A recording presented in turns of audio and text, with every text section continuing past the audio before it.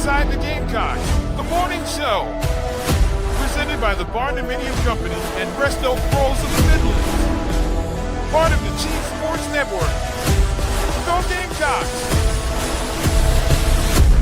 He'll be fire on the mountain.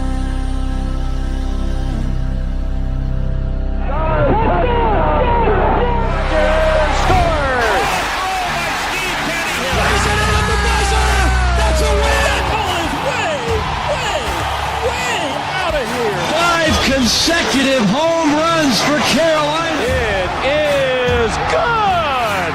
It's gone. He's in. Touchdown. Williams with the throw to the plate. He's going to score. It's a walk-off. Touchdown, South Carolina.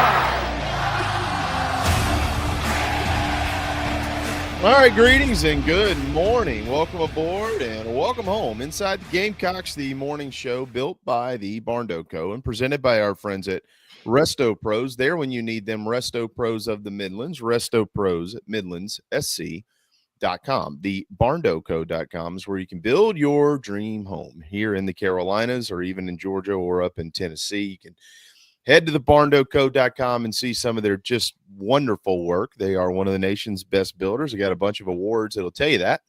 And if you've got property and you want one of those award building models on your property or one you want to design yourself, you head there. Head to the BarndoCo.com. That is the golden tones of the great Mike Morgan. I'm JB. We'll be joined in about, 15, 20 minutes or so by John Whittle. It is a full boat of stuff today. We will run the gamut as much as we can. A national championship being played tonight, of course, in men's hoops between Houston and Florida. Yesterday, the Gamecocks were buried, quite frankly, by UCONN for the second time this season, falling in the national championship game down in Tampa, Florida. We'll talk about that and about some other things pertaining to that here at the University of South Carolina. Baseball goes to Starkville and got off to a good start on Friday, and it did not end well Saturday and Sunday. We've got some scoop on the football scrimmage from the weekend that we'll get to coming up a little bit later on in the program as well. Softball wins again. The Masters tees off this week. Today, it's going to be rainy in Augusta, Georgia, but the rest of the week, it is just going to be spectacular. If you could draw up what a weather week should look like for the Masters, this is how you draw it up. Literally sunny and 70 for the next 6 days. So looking forward to all of that. With all that said, good morning, Mike Morgan. How are you, my man? I am great, Jamie. Thank you for asking. Technically sound. I finally cleared the cache. And I don't mean financial. I know what you mean. I've been there. I mean, yes. Yeah. Apparently, every time I hit the delete cache, but it wasn't happening because it was only for it only was set to delete the cache for the previous week, not all time. Yeah. So that number, that megabyte number, anyway, it sucked. It's fixed. I'm happy. Good morning, Craig. Good morning, Matt. Good morning, Queen of Cox. Yeah. Good morning from Dahlonega. Great winery there. Love Dahlonega, Georgia. Dahlonega, beautiful. Been there a number of times. Yeah. Beautiful around Christmas too. It's a great time of year. I watched the game yesterday. Obviously, I mean the better team once again, just as you to use your verb, buried Carolina. Yeah. I mean that's one of Gino's best teams. They hadn't won a national title in 9 years. That snuck up on me. Yeah. But I've said it many times. He's the GOAT. 12 titles, and has done a ton for that program. Obviously, I don't know how much longer he's going to do it, but if he keeps bringing in players like the two freshmen on that team, then he might be there another 10 years. I don't know. Mm-hmm. Congratulations to Paige Beckers. An up and down, but overall terrific career. I was looking at some of the ratings of the women's Final Four and the men's Final Four. The women's national finals averaged 3.9 million. Mm-hmm. That's down 65% from last year's record high of 11. The men, by the way, are at 15 million. Yeah. A whole other stratosphere. Look, I mean, it's and up. The men's is up. Oh, it's one of the highest ones in years. Yes. Yeah, since like 2017. When Carolina was there, 2017. That's right. Yep. Obviously, having 4 number 1 seeds always helps. Sure. Cooper Flagg, having more on him in a moment, always helps. And it's just been a great men's tournament. I know it's not for everybody, but to me, it's been a lot of fun, and those semifinal games were fantastic. Whoa! Just immensely entertaining. If you gave up on the Duke Houston game, and I was close because I was watching it at a buddy's house, and you ever had one of those friends, especially when you're on their home court, another drink, Mike, come on. Well, I got to drive home, and that's going to be like 15 minutes in the car, and we had already played a round of golf. He's already gone from beer to he got a brand new like Japanese whiskey that he wants me to throw down. I'm like, it's been a long night. So I was looking for an avenue to get out anyway before things got a little sloppy. And I don't like spending the night at someone's house unless I've planned ahead of time. You can just crash here. Do you really want to do that? It's somebody else's bed. You're not going to sleep well. You're going to wake up, and then they got a baby and 2 dogs, and it's you don't want to go through all that. So anyway, I was almost left in the middle of the game because when it was 9 minutes to go and a 13 or 14 point Duke lead, there was just no signs of Duke blowing that. And they are not a turnover-laden team. Even though they're young, they typically don't. But they just went into a drought, an absolute drought, and give Houston credit. They stuck with it. They didn't panic. When everybody was screaming down 6, foul, foul, foul, they said, no, there's still enough time. We're going to play this out. They got the benefit of an awful over-the-back call. It's just a bad call. I don't know how else to say it, but that's not the only reason why they lost. They did a lot of things wrong. A turnover on an inbounds pass from the baseline, can't have that mistake. A turnover on your point guard just dribbling down the lane when you don't need to, when you should be milking clock, didn't need to.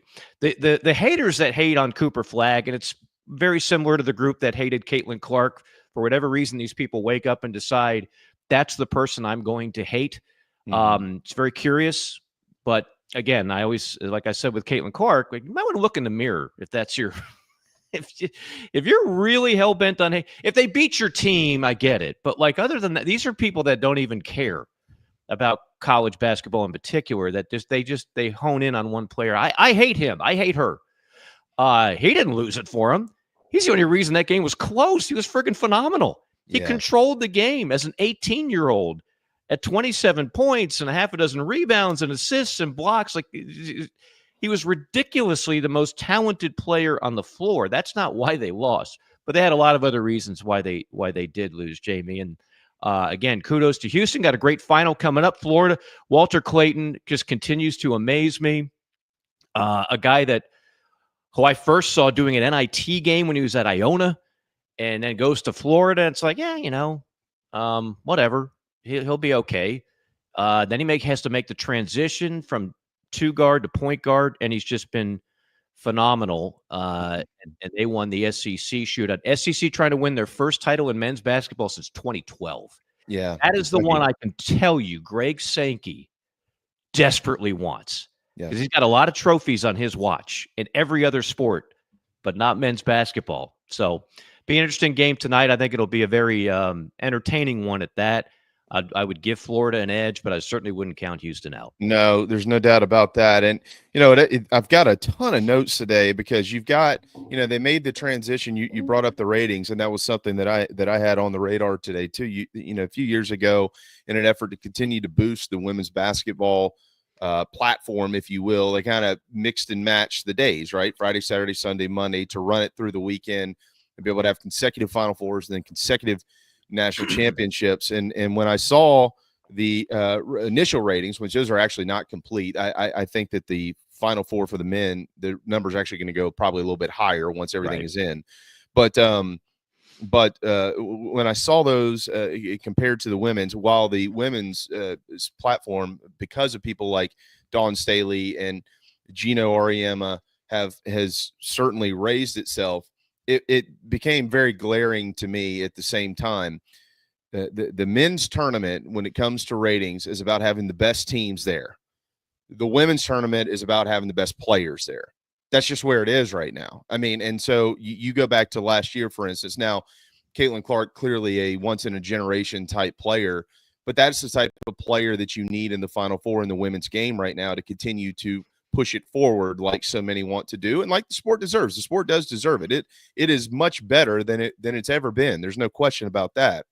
But on the men's side, aside from Cooper Flagg, I mean, we could get into the nitty-gritty, but we cover this, Mike. You called the game, so you're going to know better. I guarantee you, if you polled most of the national audience, just the fringe fan who's going to watch the postseason, they're not going to be able to name a bunch of stars in the Final Four on the men's side, aside from what they've heard about Cooper Flagg. They might know who Janiyah Broome is, maybe. They probably can't name anybody from Florida, and most likely probably can't name anybody from Houston. But they are number one seeds, and so they're going to watch the tournament. On the women's side, it's crystal clear, and you can never prove this, obviously, but if Juju Watkins would have been in there in Southern Cal this year, I bet your numbers would be a little bit different right now. It would help, sure. You know, and yeah, and I can't prove that, but I can't not prove it either. Paige Beckers is absolutely, a star, if you will, but for whatever reason, she just wasn't on that level that Juju Watkins kind of elevated to last year, and certainly wasn't with as Caitlin Clark. No, she's not Caitlin Clark. I mean, that's the thing. Like Caitlin Clark played the game like no other woman has ever played it in college, ever. Mm-hmm. And Caitlin Clark's, Paige Becker's a nice player, and everybody knows her, so she has brand recognition. Yeah, but she's a great player. Great, yeah, very good. I mean, she'll be the number one pick in the WNBA draft. Yeah. And that'll be the last conversation that we'll probably have on the show about the WNBA draft. But good luck to her. But she's not Caitlin Clark. Caitlin Clark is one of one. Yeah, she just is. She's the female version of Steph Curry, and Steph Curry is one of the most exciting players that I've ever seen on the men's side. Right. People love guards with unlimited range that can hit shots that nobody else in the sport hit. And that's what Caitlin Clark is. And the women's game doesn't have another one of her. Just like the men's game doesn't have another Steph Curry. They got a lot of really good shooters, but they don't have another Steph Curry.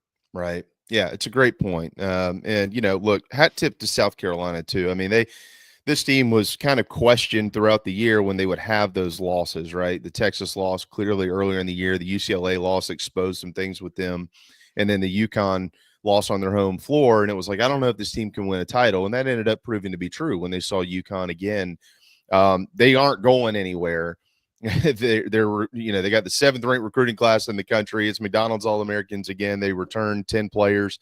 One thing I noticed, Mike, and I don't know what to make of the numbers, but I did go do this in the men's Final Four versus in the women's Final Four. This is very interesting. Okay, so UConn has one transfer on their roster, the Chin girl who came in from Houston. Okay, UCLA had 5 transfers. South Carolina has 3. Texas did not have one transfer on their roster. Those are the 4 programs that made up the women's Final Four. 9 total transfers between basically 60 players or so in the women's Final Four. On the men's side, Florida had almost as many themselves. They have 8 on the roster. Auburn had more, 10. Houston has just 2, and Duke has 5 transfers. So 25 total transfers, making up almost half of the entire roster size of all 4 teams collectively in the Final Four. I don't really know what to make of it necessarily because, clearly Houston is proving that you can get here and do this by going back to the farm, just kind of raising them through. Auburn and Florida have proven you can get here by going to the transfer portal, and they don't all have to be high-end guys, as you pointed out numerous times around here and other media hits you've had.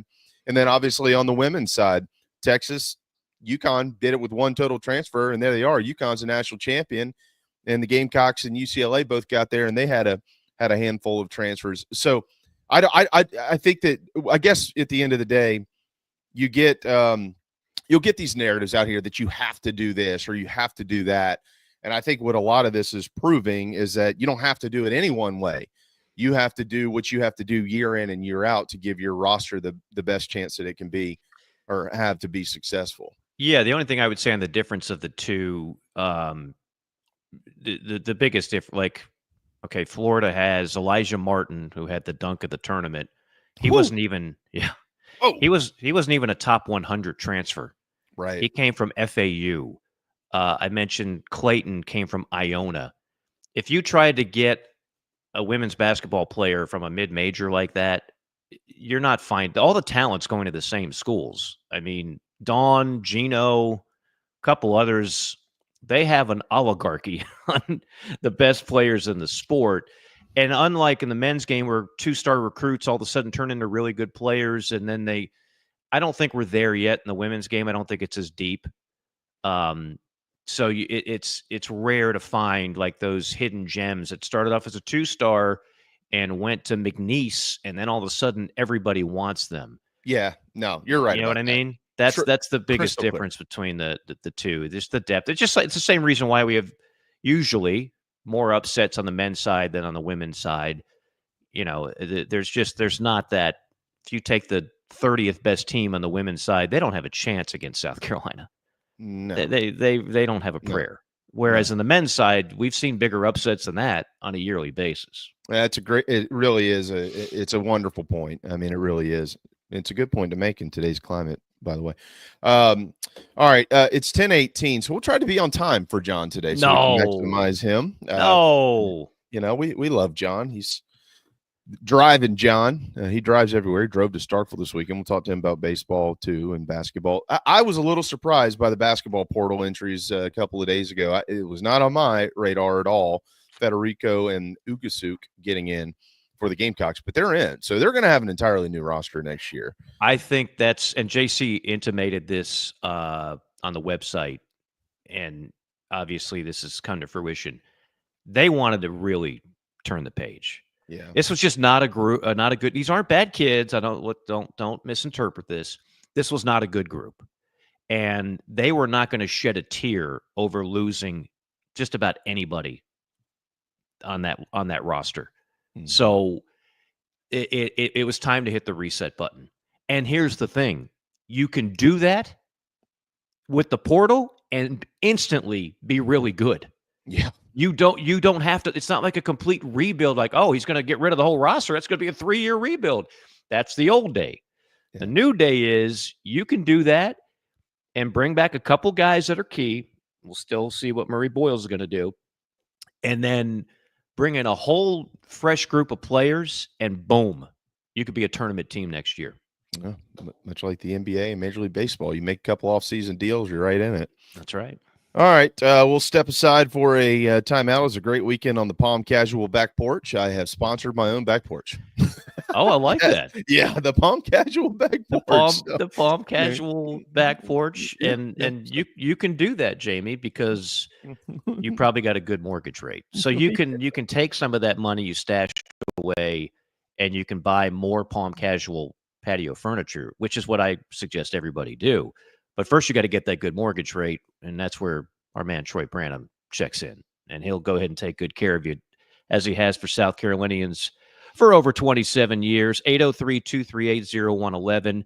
Use that extra savings, because we all know interest is just wasted money, and get yourself some great Palm Casual furniture, or maybe buy a fence around your yard from Ryan Brewer. I don't know. Let's see how many sponsors we can incorporate in the first segment. 803-238-0111. 803-238-0111. That's Troy Branham of Golden Gate Mortgage. Yes, rates have gone down a bit. They may go down more. Talk it over with them. The call is free. The advice is good.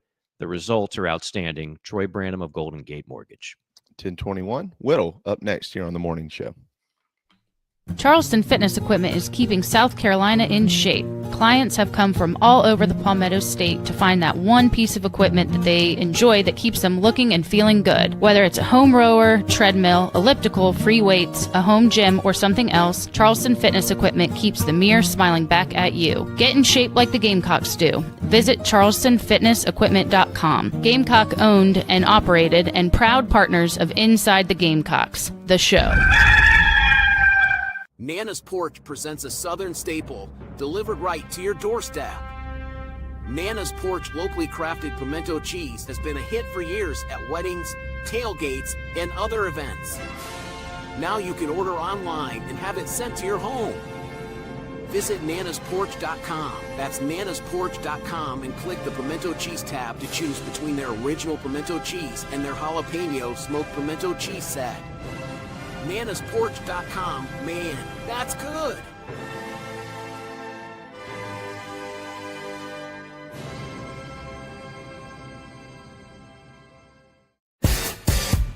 Fans, Club Chief has arrived. Become a Big Chief Club member or a Big Chief Club Golden Gear member for exclusive access to our Nana's Porch chat box on Inside the Gamecocks The Show.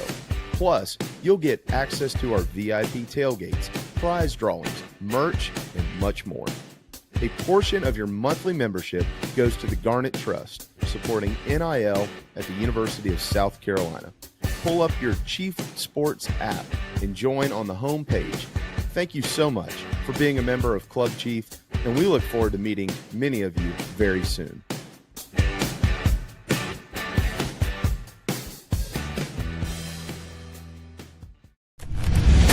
Ladies and gentlemen, here it is.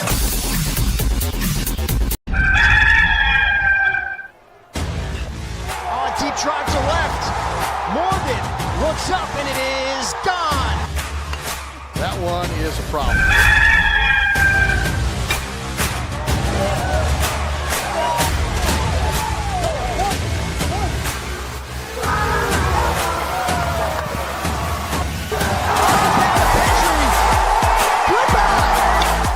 That ball read to right and deep and gone.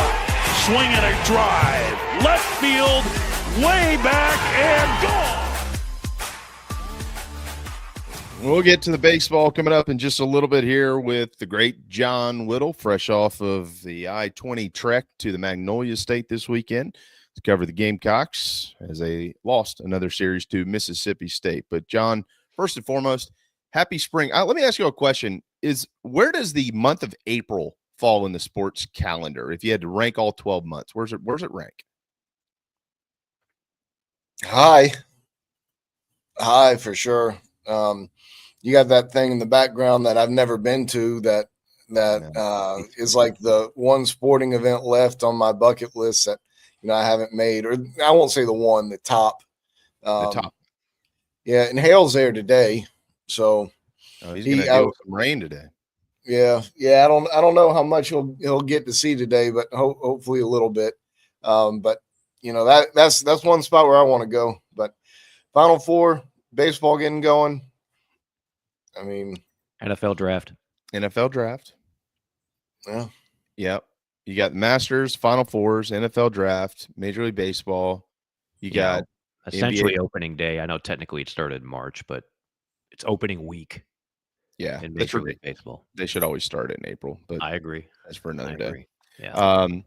If you follow the NHL and the NBA, how much do we put into? Well, spring games don't matter anymore. They don't even half of them don't even play them, so that doesn't matter. That's off the radar. So, what's the best month? October. I think October's the best month personally. We had Darlington yesterday, right? Darlington. Yeah.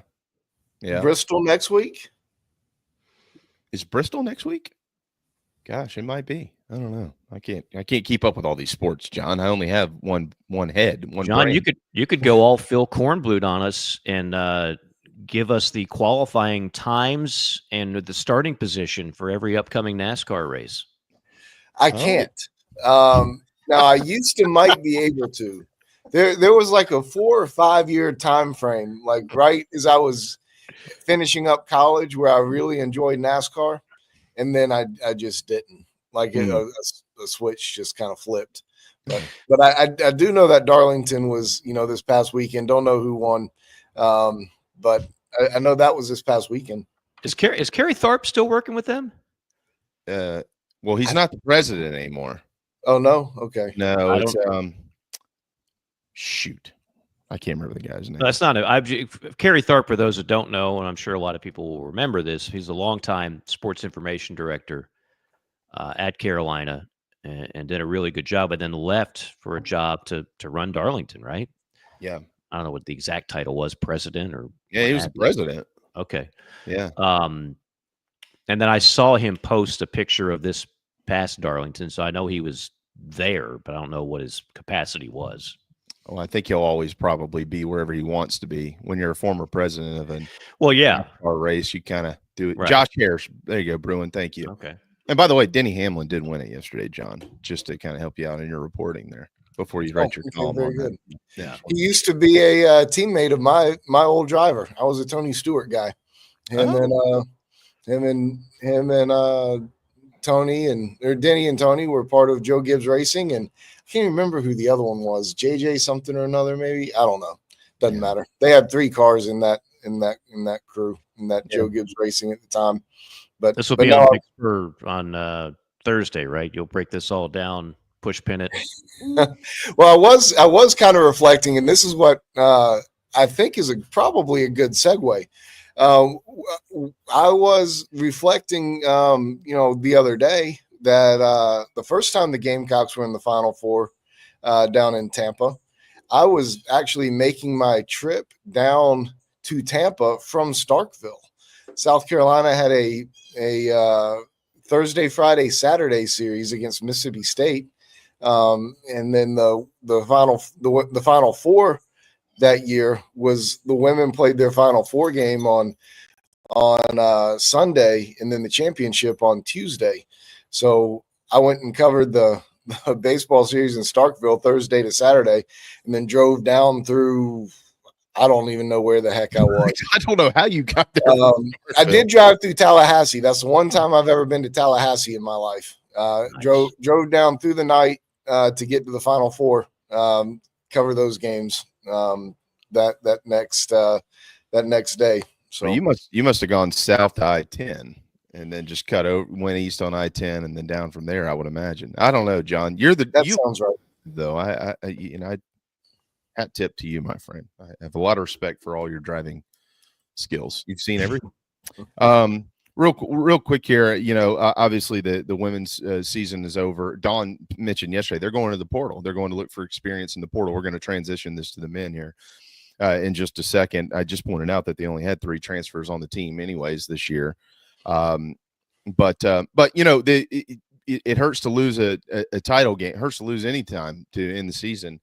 But, there's 2 programs here, John, at South Carolina, 2 of the top 4. If you're talking about football, men's basketball, women's basketball, and baseball, that at this point in time, as we stand today, are essentially only judged on their postseason success. And that is the baseball program and the women's basketball program. I actually have the numbers here. 6th most Final Four appearances ever in women's basketball.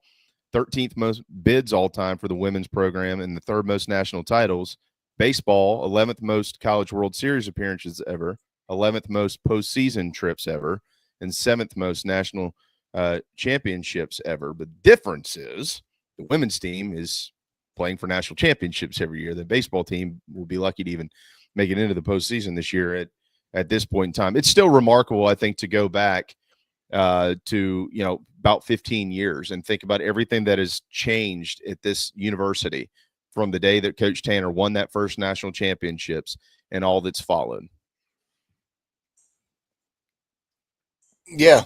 I mean that run is something that you just won't see replicated, and I mean that was a magical time to live through, and I'm glad I was there for it. I was working another full-time job back until February of 2010, and if I hadn't have decided to move on and work full-time with the Big Spur, I wouldn't have gotten to experience those things in person. I couldn't take off 2.5 weeks to go out and cover a baseball team out in Omaha, but that was some incredible moments. It feels like we're a little far away from them right now. Just a tad. Yeah, just a little bit. We're going to get there. The men's portal. All right, so let's go back a few days to the news of Federico and Ugasuk entering the portal. I personally didn't have that on the radar. John, is there any scoop behind the scenes as to what transpired there and what's going to transpire next? Yeah, it was basically that they just decided that they had been recruited past or didn't like the competition that was being brought in. And they decided to transfer. Is basically the long and the short of it. They weren't encouraged to leave. If they were, it would have happened, back when everybody else did. This was just one of those things where those guys felt like, they got recruited past and they probably did. So, I don't know where they'll end up. I don't know if they're a package deal, but that's a couple more spots that Lamont has to fill. Yeah, it's the Federico thing's really interesting because they obviously, waited this whole thing out for him to get eligible. And I mean, he kind of hitched his wagon to the Gamecocks. I mean, didn't he have to get like cleared from a citizenship standpoint and all that, John? Don't I remember that right? I mean, it was mainly a documentation standpoint. So there were some hurdles to clear and some academic things to check off. I mean, it just took a while. And, to be honest, like I wasn't sure that they were going to stick with it. South Carolina was going to stick with it when he had such a tough time becoming getting cleared to come here. But they did, and they were going to stick with him. Lamont Paris believes in having some developmental players on the roster, and he still will. He's not trying to sign 15 starters out of the portal. So there's still going to be some developmental guys on the roster, and he wanted Oku to be one of those, this upcoming year, and it's just not going to work out that way. So I don't know where they'll end up, but that's basically the size of it. They felt like they were recruited past. All right, let me ask you this.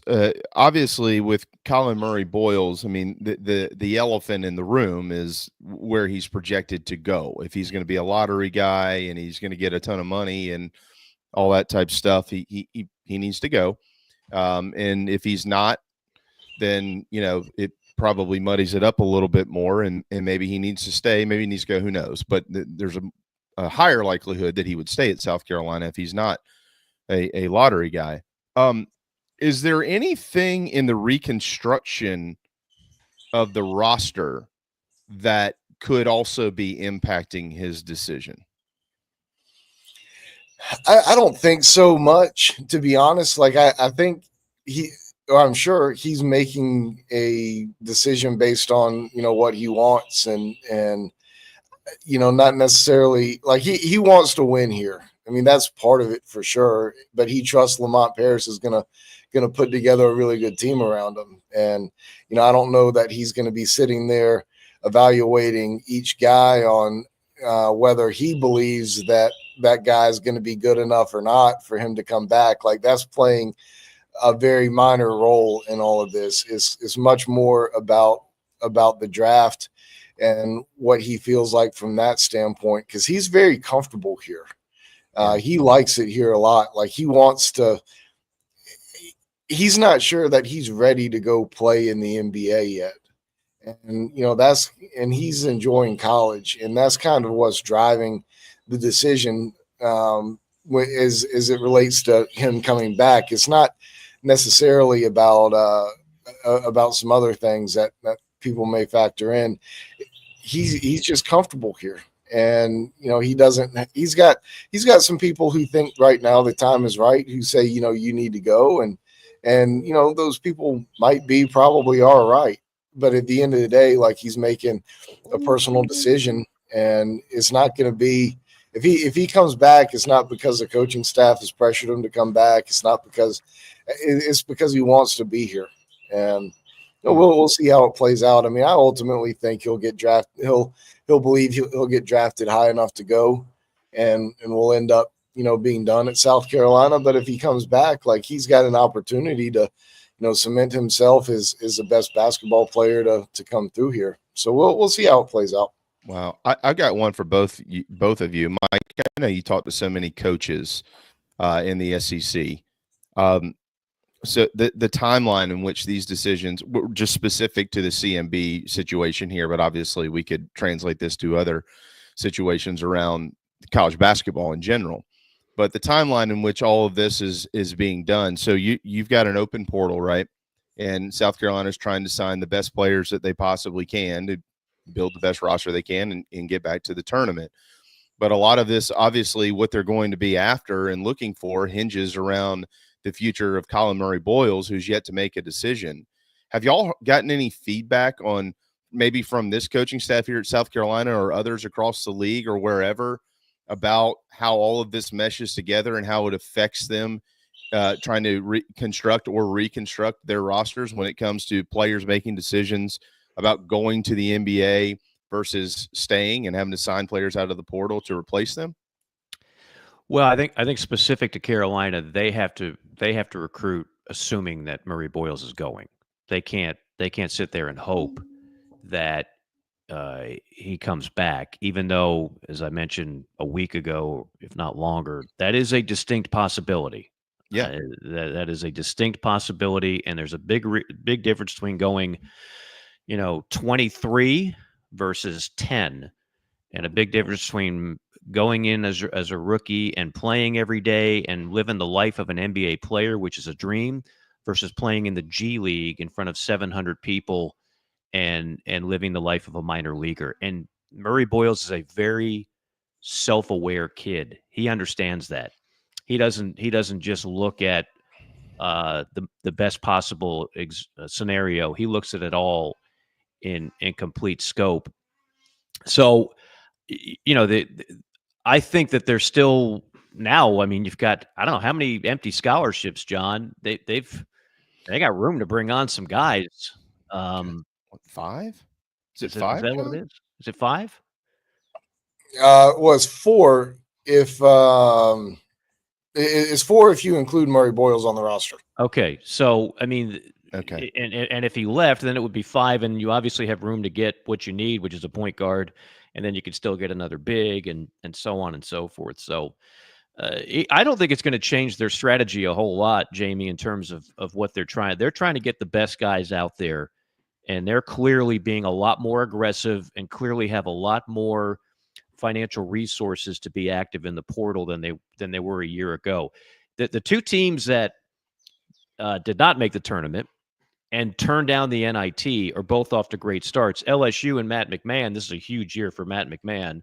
He's tired of hearing about how good it was when Will Wade was there. They already got one of the best guards in the country in the portal out of UNLV. Why? Because just like Carolina, they're spending, double, if not more, than what they did in the previous couple of years. So they have used this time to do a complete revamp. And quite frankly, I think that's what Carolina needed. Well, I think an added layer to this conversation, too, is that exact thing that you were just talking about, the money. I mean, for instance, like you got to kind of be careful how you say this because you don't want it to come off wrong. But, I mean, obviously, if CMB isn't back, right, John, then you're going to have some more NIL dollars available if you're going into the portal. I would just assume. But you're also not going to be like, golly, about 1 million of them. Yeah, right. So, but I don't want that to come off as like, well, we need his money, because no, you need Murray Boyles first and foremost, if you can get him. So that's why I'm saying you got to be a little bit careful how you say it. But I would imagine if for some reason, essentially, he's not on the payroll, then that's going to change your approach in the portal too, right? A little bit, probably not as drastic as you think. Okay. I think they've got a little bit of a plan in place, and some folks who will pay I don't know, let's call it a CMB tax, a little bit extra for Colin if Colin decided to come and then come back, and if he doesn't, then they'll probably keep that extra money in their pocket, if that makes sense. But I think there's certainly some extra dollars to spend if he doesn't come back. But I don't think it's going to be a dollar for dollar type deal from that standpoint. Okay. Real quick, and Mike, we'll come back to more of this in hour 2. But today on Capitol Hill, there's a bunch of stuff going on as far as the House settlement and all of that, right? And the future of college sport. Matter of fact, today was kind of like deadline day, wasn't it? As far as guys who wanted to kind of get the old deal versus what the new deal is going to have to look like. How do we have any information that directly relating to South Carolina, how this will affect the current players on the roster and NIL deals versus players that they're attempting to sign? Well, we'll see we'll see what happens today. Like, I mean, if stuff goes down today, then that's when some of those things you bring up can happen. I don't know all the ins and outs of it. There's so many changes and so many different things that have happened. I'm just kind of like, wake me up when it's over. I know.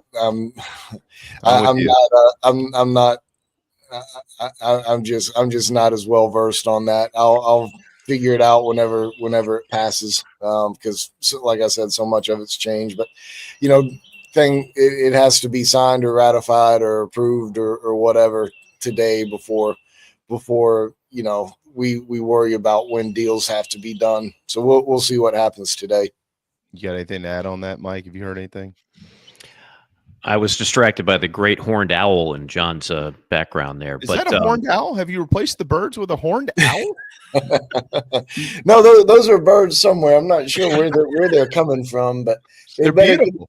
They better get their tweets in now because the rains are coming here pretty shortly. Yeah, it's a perfect setting for Masters Week. That's it what is. You hear on the broadcast. It's 100%. We just need the music and Jim Nance to provide a little commentary and watch John feeding the birds, however he decides to do so. No, I don't have a whole. I'm like John. I am so just done with all of these details. Here's what I know, and here's where I probably differ from some. I don't believe that all of a sudden, because this is now revenue sharing and it's now quote unquote illegal to do NIL deals that are not true NIL deals. I still don't buy that. I still think the programs that have the most money out there are going to find an edge one way or another, and that money is going to find its way into the top players' hands, whether that's within the stipulations and the guidelines or not. The schools like Texas and Texas A&M and Arkansas when it comes to basketball, and Kentucky when it comes to basketball, and LSU when it comes to baseball. Like, I don't think we're getting away from that. I could be wrong, and part of me hopes I am, but I just don't. That's going back under the table. Right. Bingo. It's 1,000% going back under the table, especially for these SEC basketball programs. Like the rev share for these basketball programs is going to be like $3-4 million. I mean, there's teams out there who are spending $10 million on their roster. You think they're just going to cut down from $8 million, $10 million down to $3? Especially when other programs out there who don't have football are still going to be spending $6, $7, $8 million on their basketball team. You think Texas A&M, you think Auburn's going to let that happen? No, it's going back under the table. Yeah. You're going to have under the table baseball players paid now. Right. Like baseball players, I mean, baseball teams aren't getting $1 million in rev share. I mean, if you get $1 million of rev share in baseball, then your administration loves you. Or you don't have football, one of the two. But there's baseball rosters out there paying that have $4 and $5 million on there. You think they're going to go down to $1 million or less? No. Right. Mike said it eloquently. You said it boldly. I think y'all are exactly right. I was having a conversation about this with somebody the other day. Everybody okay? Somebody breaking into your house? Somebody's doing work outside. Okay. Try to get between that and the horned owls and everything else going on. You're a true pro. You're just going to cut through all the noise and continue. Don't worry, it's good. I'll stay on track here. No, I just want to make sure that everything was good. Like you weren't going to get a bag thrown over your head or something. I don't think so. But if I do, we've got witnesses. This is all on tape, and we can submit it to the DOJ and Cash Patel, and hopefully they'll track me down for a king's ransom. They'll find you in no time. That's I was just having a conversation about this the other day. I was like, bring back the McDonald's bags. Not that they ever went away. They didn't, but they'll be much more prevalent. I agree with you. You're already spending the money. Now we can only spend X amount of dollars, whatever. Yeah. This whole idea that it's going to be a $22 million salary cap and everybody's going to have the same resources and then a little bit of NIL on top, but legitimate, true market value NIL, which is what we were told it would be when it first came into fruition. I just don't buy it. And I think that, again, the schools that have the most money in the coffers are going to attract the best players. They're going to get the best players in the portal. I don't think we're moving away from that. So it's not the wild, wild west. It's a little more, the chaos is a little more organized, but it's still chaotic in a lot of ways. Well, you can't, and to your point too, and we'll move on to baseball here on this note, but to your point too, I am still baffled at how they think they're going to handle this fair market value deal, because you cannot come tell a private business. If I want John Whittle to endorse my business. And I think that, and I even if I don't think it, but I say it, John, you to me are worth $1 million. And this is all I ask from you. But just your presence in endorsing us is $1 million to me out of my pocket. I'm giving it to you. I think that that's what you're worth. I don't know how somebody could come along and say, well, you can't pay him that because we determine what he's worth to you. You can't do that. I don't know how you can do it. I don't know how you can say fair market value in Columbia, South Carolina is going to be the same as fair market value in Auburn, Alabama. Those are two totally different economies. Those are two totally different towns. I mean, I don't know how they're going to do this. So I don't know. We can spend 2 hours doing it. All right. Do I dare ask what the fair market value of Carolina's baseball team is right now, John? They got off to a Friday night win, and it got worse on Saturday, and it got a lot worse on Sunday in falling to the Bulldogs of Mississippi State. Yes, I mean, I hate to start out by saying it, but Sunday's one of the worst games I've ever watched. I mean, that was bad. That was awful. I mean, there was nothing going on there. It looked like they were doing their best to get it over with, and that's kind of sad because you got a really winnable series, right there. I mean, you played pretty well Friday overall, and you did some okay things on Saturday at times, but Sunday was miserable. I mean, Sunday, and they looked miserable. Everybody looked miserable. The players looked miserable. The coaches looked miserable. Nobody looked like they wanted to be there. You've got a golden opportunity for a series win at Duty Noble Field. Mississippi State's not very good. They've got problems over there. The stadium was half empty. The fans were booing them on Friday night. I don't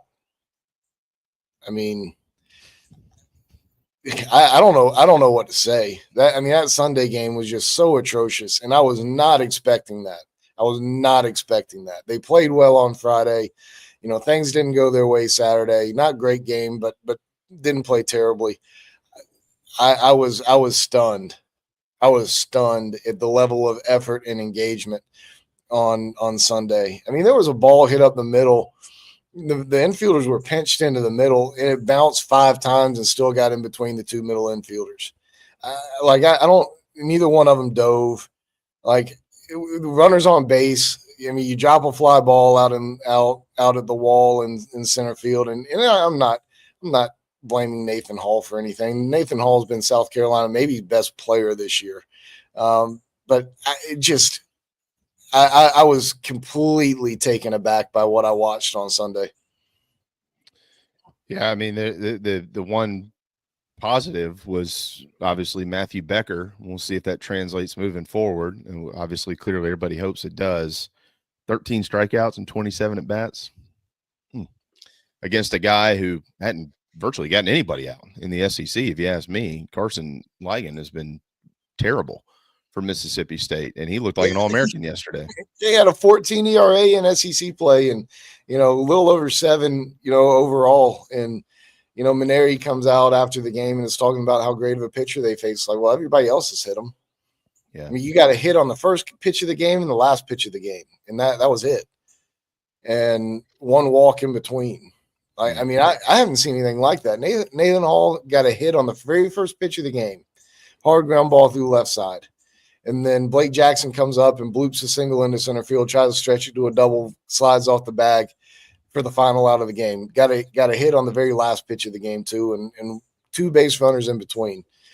Walk and hit by pitch, and the hit batter was Henry Kazmar, and he had to come out of the game because he was hurt. So, I mean, John, have they exhausted the possible lineup changes at this point? I mean, Ryan Bakes is a good player, and they haven't given him a shot at all. I don't know what Paul Maneri has against him. But I mean, yeah, for the most part.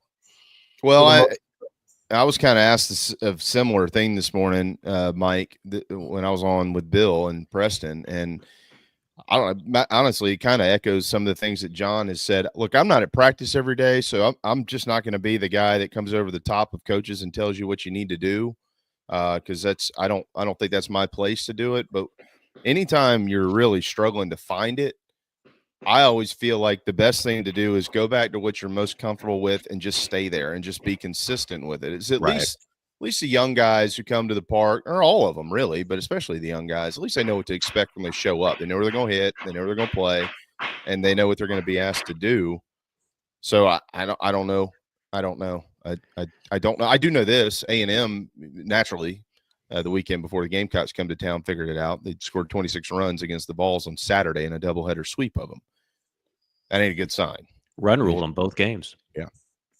I mean, just it's a weird year, man. I mean, you look at the standings, and everybody knew Missouri would be awful. Florida, a team that went to Omaha last year, 1-11. A&M, a team that was number 1 in the country, 3-9.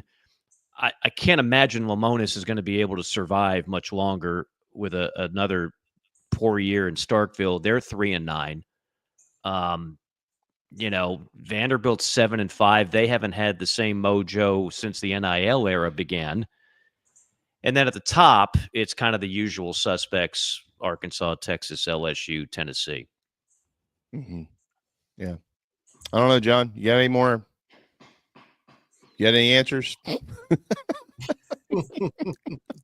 We want the truth, Whittle. I mean, I was watching a little bit of that Tennessee Texas A&M game on Saturday night, and sheesh, I was not expecting 7 home runs out of the Aggies. They got that thing. I mean, maybe it was just one day, but that one day may have just jump started them, just in time for the Gamecocks to go into College Station this weekend. I feel to put it back on South Carolina a little bit. I feel bad for Ethan Petrie. He can't get any help behind him. I hadn't had a chance to publish this yet on the site, but in SEC or in ACC games, the players behind him are hitting 200 on the year. What was my biggest concern coming into this season? God. What was going to be the production hitting behind Ethan Petrie? Yeah. Mm-hmm. And it has been woeful. That's a problem. 12 of 60. Yeah, it's bad. And not a whole lot of damage numbers either, right? I don't think so. I didn't go back through and add those up at 2:30 in the morning last night. Slacker. Yeah.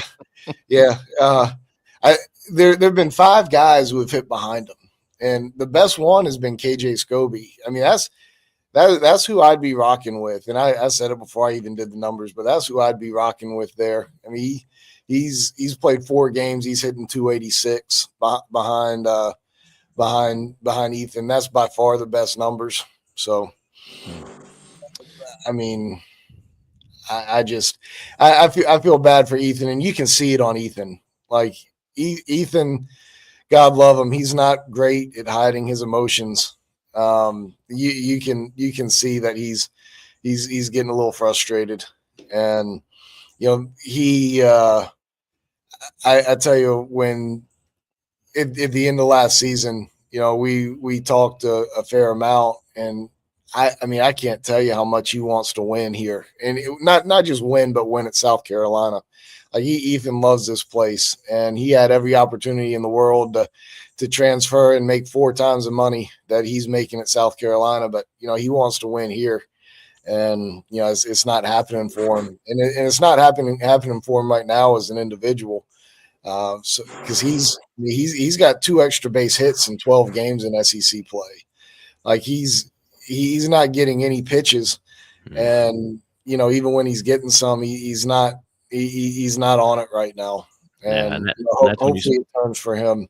That's when you start chasing too. I got to ask you, since you were there, I've been there many times, including the new ballpark, which is phenomenal. The new Duty Noble and Baum Stadium, to me, it's really not even close. Those two are top notch. What is the buzz like? I think Gamecock fans can look at Mississippi State and be like, oh, shoot, it's not just us. They won a national championship just a few years ago, not 10 years ago, not 12, a few years ago. They have every resource imaginable. It is a baseball school in every sense of the word. Not No lack of NIL funds, no lack of anything. They hired one guy as coach who was a meathead and got busted doing all kinds of inappropriate stuff. If I'm not mistaken, that was a John Cohen hire, who was a really good coach for many years. And then they hire Ramones. He wins the title, and now they're really struggling yet again. So what when you were there, what was the talk like among Bulldog fans? Yeah, I mean they're not pleased. I mean I think they're counting down the days right now. Like there was a lot of booing after the game on Friday night, and there wasn't. I know the weather was bad on Sunday, but there wasn't hardly anybody there. It wasn't half full. It was not what I expected Duty Noble to be, and that's another reason why I say that that South Carolina missed a golden opportunity. John Whittle, got to let you run, brother. Appreciate everything that you do, and we'll talk to you next week. Yes, sir. Yes, Ask sir. Teddy to break down the infield fly rule in the opening segment, if you might. I'll do it. I appreciate you guys. Thank you, man. All right, we're out of time here. In hour number 1, you can get your Gamecock gear at Gamecock Traditions, GamecockTraditions.com to have it shipped to your doorstep. It's always someone's birthday. It's always someone's anniversary. They know that. You know that. GamecockTraditions.com. How about softball? Number 2 in the RPI. Another series win this weekend. They got a huge one on the road. And great story. Arkansas. Get your Carolina softball gear at GamecockTraditions.com. All right. We got football coming up. More on the national title game tonight. And a full hour of the Golden Tones. Don't go anywhere. We'll be right back. The Aventon Adventure 2 takes the same basic design as the original Aventon Adventure, making it an adventure bike designed to take you places that typical roads just don't reach, allowing you to ride whatever terrain you want based on your whims of the day. Look at what you're getting.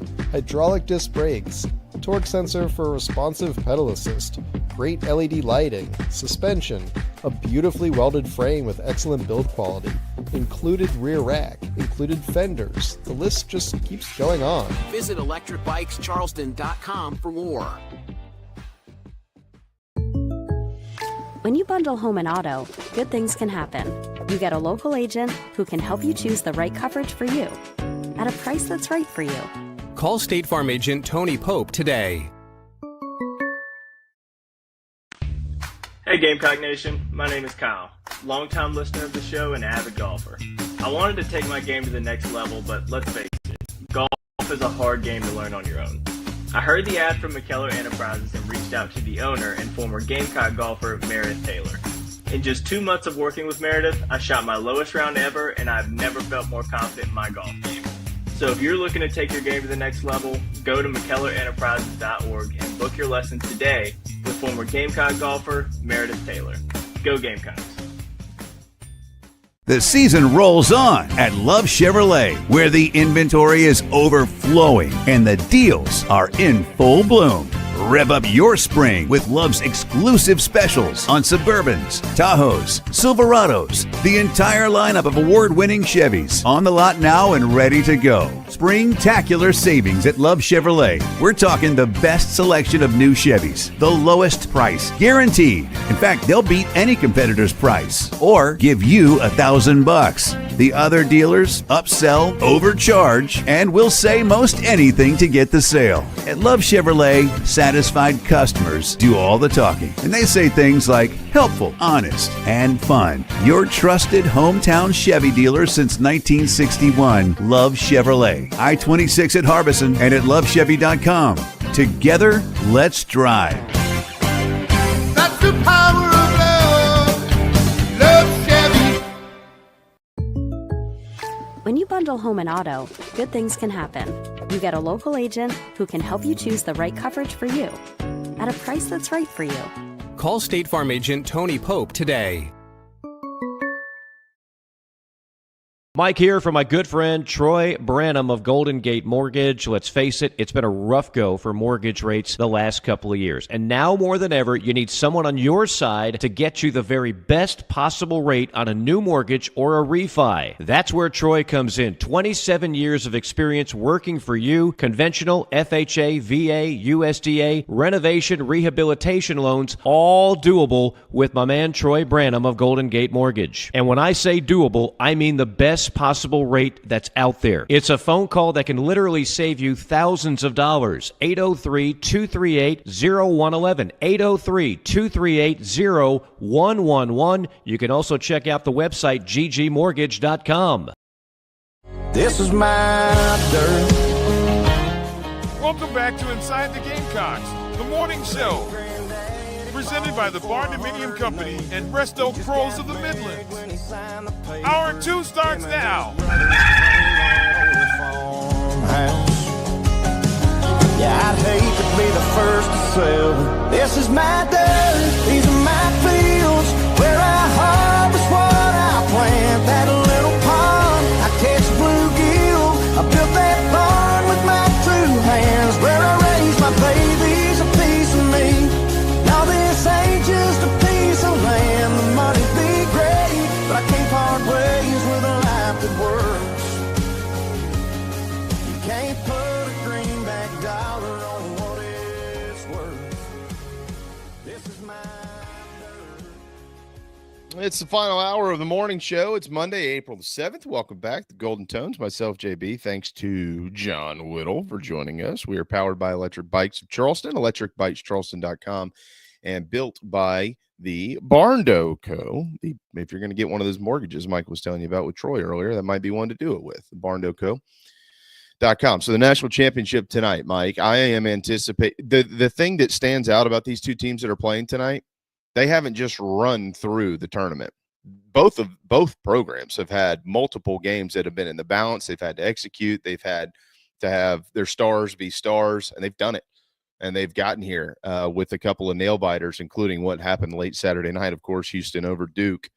I think I guess I'd have to really go back and look at every single national championship game that I've watched in the last 30 years, because I've watched them all. I think this one's got a chance to be a classic. I really do. I think it's got a chance to be a classic. The question is that Houston defense? I think it comes down to that. Can Florida find a way to cut through that Houston defense? If they can, they win. If they don't, they lose. I think Houston can win it. Oh, we got to unmute you there. Nope, you're good. I know you're trying to hide from the intruders who were trying. We got Tim the Tool Man drilling holes all over the place, making a lot of noise. Best shows ever. Best shows. Yeah. Love that guy. I love the performance by Pamela Anderson. I really thought she was robbed of an Emmy or two during her time on that program, but we can let that slide. The committee makes mistakes. That's part of the problem. Debbie Dunning did all right, though. Heidi, Debbie Dunning, who is Heidi, I don't know how. I need to ask Patrick. She's really close with Patrick Davis and his family and Corey Miller and that whole group. Yeah, they know each other. She's played in a bunch of their golf tournaments and stuff. I need to figure out how that even Are we going to invite her to the ITG Open again? Well, yes, she would be. Yes. Very seldom do I render Jamie Bradford speechless, but boy, that sure as heck did it. She looks like she did in 1998. Well, that's good maintenance. Mm-hmm. That's all that is. That's good maintenance and good genes. What was the question? I forgot. Oh, the game. So I had Duke in the final. Yeah. Me too. And I thought that would have been the most attractive game. Mm-hmm. Part of Houston's charm is that they can muck it up. That's not necessarily aesthetically pleasing basketball. So the ratings would have been better. Not that anybody cares if Duke played. And I think it would have been a classic offensive back and forth showdown with Flagg and Knipple versus Clayton and Martin. Duke was really big. Florida's got incredible depth on the front line, but we're past that. Houston, I think the key to the game is, what does Florida's turnover count look like? Yes. Is it in the double digits? If so, if you get a little careless with the basketball, Houston can make life really, really tough on you. And all of a sudden, a team that gets to 80 points pretty easily in Florida, if they're in the 60s, advantage Houston big time. So it'd be a very intriguing game. The SEC's already set an all-time record for most victories in an NCAA tournament. I believe the number's 22. We'll have that on the Love Chevy drive around the SEC maybe tomorrow. But again, the most important one, they haven't won a title game since Anthony Davis in Kentucky in 2012. Been a long, long time. Yeah, it's such, you're right. It is a stat, and it also goes back to something that I think it was last week when we discussed this. how the SEC will be viewed versus so many people that just want to see the SEC fail. Like if they don't win the national championship, that's right. Oh, well, told you they were overrated, man. Yep, you'll hear it. That guy's waiting. Yeah, absolutely. Both the neighbor guy and the national guy that has a microphone, they'll be there. And then, but also, how about Kelvin Sampson? Because I think it was 17 years ago is when he received the 5-year show cause, right? And kind of at that point in time, Mike, I mean, you were the voice of the Gamecocks then. I mean, this was a huge story, and it was very. It wasn't out of the realm of possibility. We'd seen the end of Kelvin Sampson, even with all the success that he had. Of course, a lot of that success, right or wrong, was pinned on what he did that broke the rules at Oklahoma, and of course he was. Gosh, I think Indiana was a national championship contender when he got kind of booted, if I remember correctly. And now he's come to Houston, and he's been there for, I guess, a little over a decade now. He's been there for a while.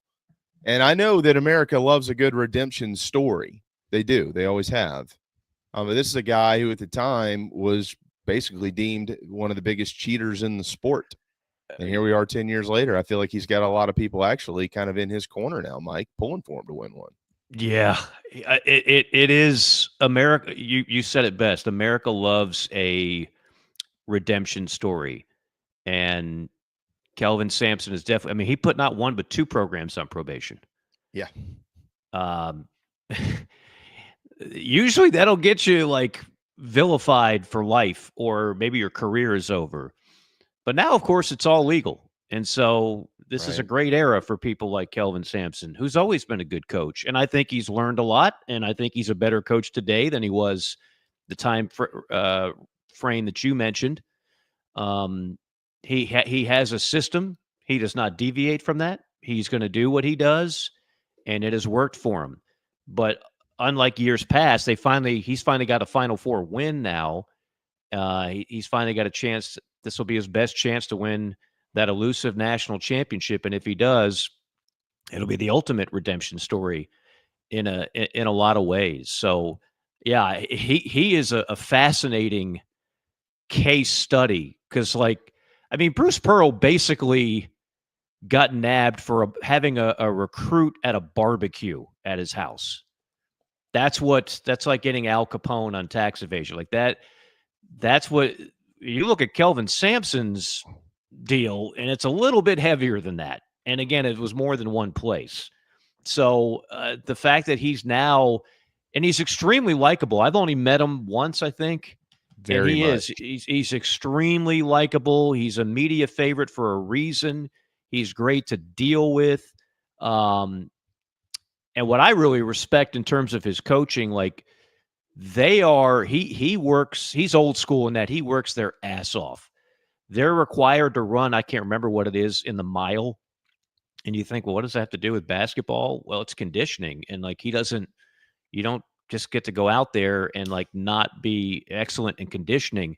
You go to one of his practices and they practice rebounding drills like it's playing for the national championship. Players hate doing rebounding drills in practice. Hate it. But they do it.